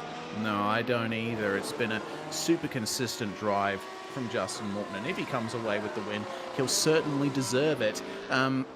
I think the other issue for Raper is he hasn't been able to get away from Challoner. Christian, I think, has just been sticking close behind him. Look at how close they are. Challoner has been able to stay within DRS range and stay with Raper. And if there is a mistake for Morton, then they'll both be there to take advantage. 2 laps to go. Yeah, this is an impressive drive here from Challoner. I mean, he's on lap 23 of a hard tire stint here at this point, and the fact that he is still able to keep up that closely really shows the amount of car control that the driver of that number 1 has. It's very, very impressive. I don't know if he's going to naturally be able to get by Raper here at this point, but if there's a mistake, if Raper pushes just a little bit too hard like he almost did there, Challoner's going to be ready to pounce. Yeah, a little wide on the way into Luffield, but Raper can gather that back up on the exit. Nice straight run through Woodcote and on to the old start-finish straight here at Silverstone. It's 3.17, the gap, coming up to the final lap of this race. And it doesn't look like there's much in the way of traffic for these guys to deal with either. The next piece of traffic is actually the battle between Sam Harper and Sebastian Jackson for 13th and 14th, and they are fighting hard. It's going to be interesting seeing Justin Morton come up to these guys. I think he's going to come up to them potentially on the second half of the final lap. In any case, just a couple of turns to go, and it's going to be white flag here for Justin Morton. Raper still defending 2nd spot. Yeah, he is having to put on all of his defense here at this point, trying to make sure the Challoner's not going to be able to get on by him. We take a look on board your champion-elect as they come down through Abbey and Farm Curve right now, and it looks like he's actually able to gain on Raper going down through that section of the track. Yeah, I think he's pulling a few tricks with his harvesting and deployment, maybe able to deploy in certain areas of the track that get him a slight advantage over Carl Raper. You see Raper's harvesting down the Wellington Straight. That's the worst spot to not be producing the full power of your car. We'll see what goes on here in the battle for second. Such a fantastic fight between Carl Raper and Christian Challoner. Through Woodcote, just ahead of them, there goes Justin Morton, the leader of the race. And, well, the gap is continuing to fall down. It's now under 3 seconds. But I think Morton has just enough here to hold on to victory in what's been a brilliant drive to potential victory here today. Just a few more corners to go, though. There's still plenty that can happen in just a few corners in a Formula race. Challoner not quite far up enough to get a move done on Raper coming into the final couple of corners, and I think he'll have to commit to finishing third there. The battle's still going on for 13th and 14th up ahead of Justin Morton, who has just one turn to go. And the final round of the majors in the Pacific region in 2023 will go to Justin Morton. Fantastic stuff. Carl Raper finishes in second, just ahead of Christian Challoner, who put on a mammoth recovery. Yeah, he certainly did, and really all three of these drivers putting on a different style of race here at this point, but we have got to take a moment to talk about Christian Challoner once again. As we have said many a time, he is your 2023 Major Series Pacific champion. Lovely stuff from Christian Challoner, showing why he is the prime driver to beat in this series. It's another feather in the cap of Christian Challoner. Who's going to win the battle for 10th, meanwhile? Frankie Francica up ahead of Garen Batten, who's actually looks to be at the slight disadvantage here. Slightly older, soft tyres than Frankie has on his car at the moment. Looks like he'll do just enough to be able to hold him off. At the end of it, we had 12 cars on the lead lap at the end of this race. It's just Jonathan Dance who is yet to come across the line. Actually, Jackson and Harper are still on the lead lap too, but wasn't showing up that way on my timing for some reason. But regardless, looks like the battle is well and truly over for them as well. Into the pits at the final run there, and across the line, the last few cars will come here at Silverstone for the final round of the majors in 2023. And the celebrations begin for Justin Morton, celebrating another victory for him. It's been a nice consistent season from the number 9, and I get the feeling he'll definitely be happy with the points haul that he got from this final round. Well, let's go through the results of this final race of the season. Morton from Raper, the gap was under 2 seconds at the very end, and you got to think if Raper hadn't had that second longer pit stop, then he might have been able to get in DRS range on the final lap. What might have been indeed. Challoner caps off his season with a third to take the title. Kevin Santana and Nathan Dowd round out the top 5. Beautiful drives from those guys. Abramatis and Abate 6th and 7th. Peterson in 8th. Brian Bennett gains 10 spots to finish in 9th. And Frankie Francica will round out the top 10. As we move down into the next field of them, the Forge Gold driver of Garen Batten also up 10 positions. A great drive for him. Jonathan Dance, Sam Harper, and Sebastian Jackson, your last driver finishing on the lead lap. Then it was Dan Stevens, Nick Kuhn, Brenton Foster, Lyndon Swaby, Shane Vickery, and Gav Barber finishing 2 laps down in P20. And Jason Lottridge finishing 2 laps down. Then we get into retirement territory. Travis Walling late on with a hardware failure. Jimbo Pfeiffer and Eric Staropoli were out in the early stages of the race. Big shame for them. Not the way that you want your 2023 to end. But it's going to conclude the racing portion of the night. We'll wait and see if there's any drivers who jump in for a chat with us. But, of course, SimSpeed is continuing with the majors next year, DJ. We have round 1 on the 13th of January in the USA, Sunday, January 14th here in Australia and New Zealand. It's going to be a lovely 2024 indeed. I can't wait for the majors to come back. Yeah, neither can I. This is always one of the broadcasts that, whether I'm on the road or actually able to cover it here, that I always look forward to being able to see. As you talked about earlier, Reese, the variety of circuits, the variety of cars that are thrown at these drivers, it really and truly is the best of the best coming to play. Yeah, it absolutely is. So the challenge for Christian Challoner now is whether or not he will be able to back it up with another title in the Pacific region next year, or if we'll see someone else come to the fore. It's such a fantastic series. I've enjoyed doing this for the past few years now, and that is another year capped off. We're not going to get a chance to talk to the drivers, but we want to thank them all for sticking with us throughout the season. and having lots of excellent chats after races. And we send our congratulations to Challoner for taking another title. Big thanks to the crew at the Majors Series for putting this whole series together. There's a lot of work that goes on behind the scenes to get this series off the ground. And thank you all for watching across YouTube, Facebook, Twitch, and Kick. I'm Reese Gardner, DJ Clark with me in the comms box, and Jay Kennedy behind the scenes, pushing all the buttons, making everything happen. We're SimSpeed TV, and that is the end of 2023 in the Majors.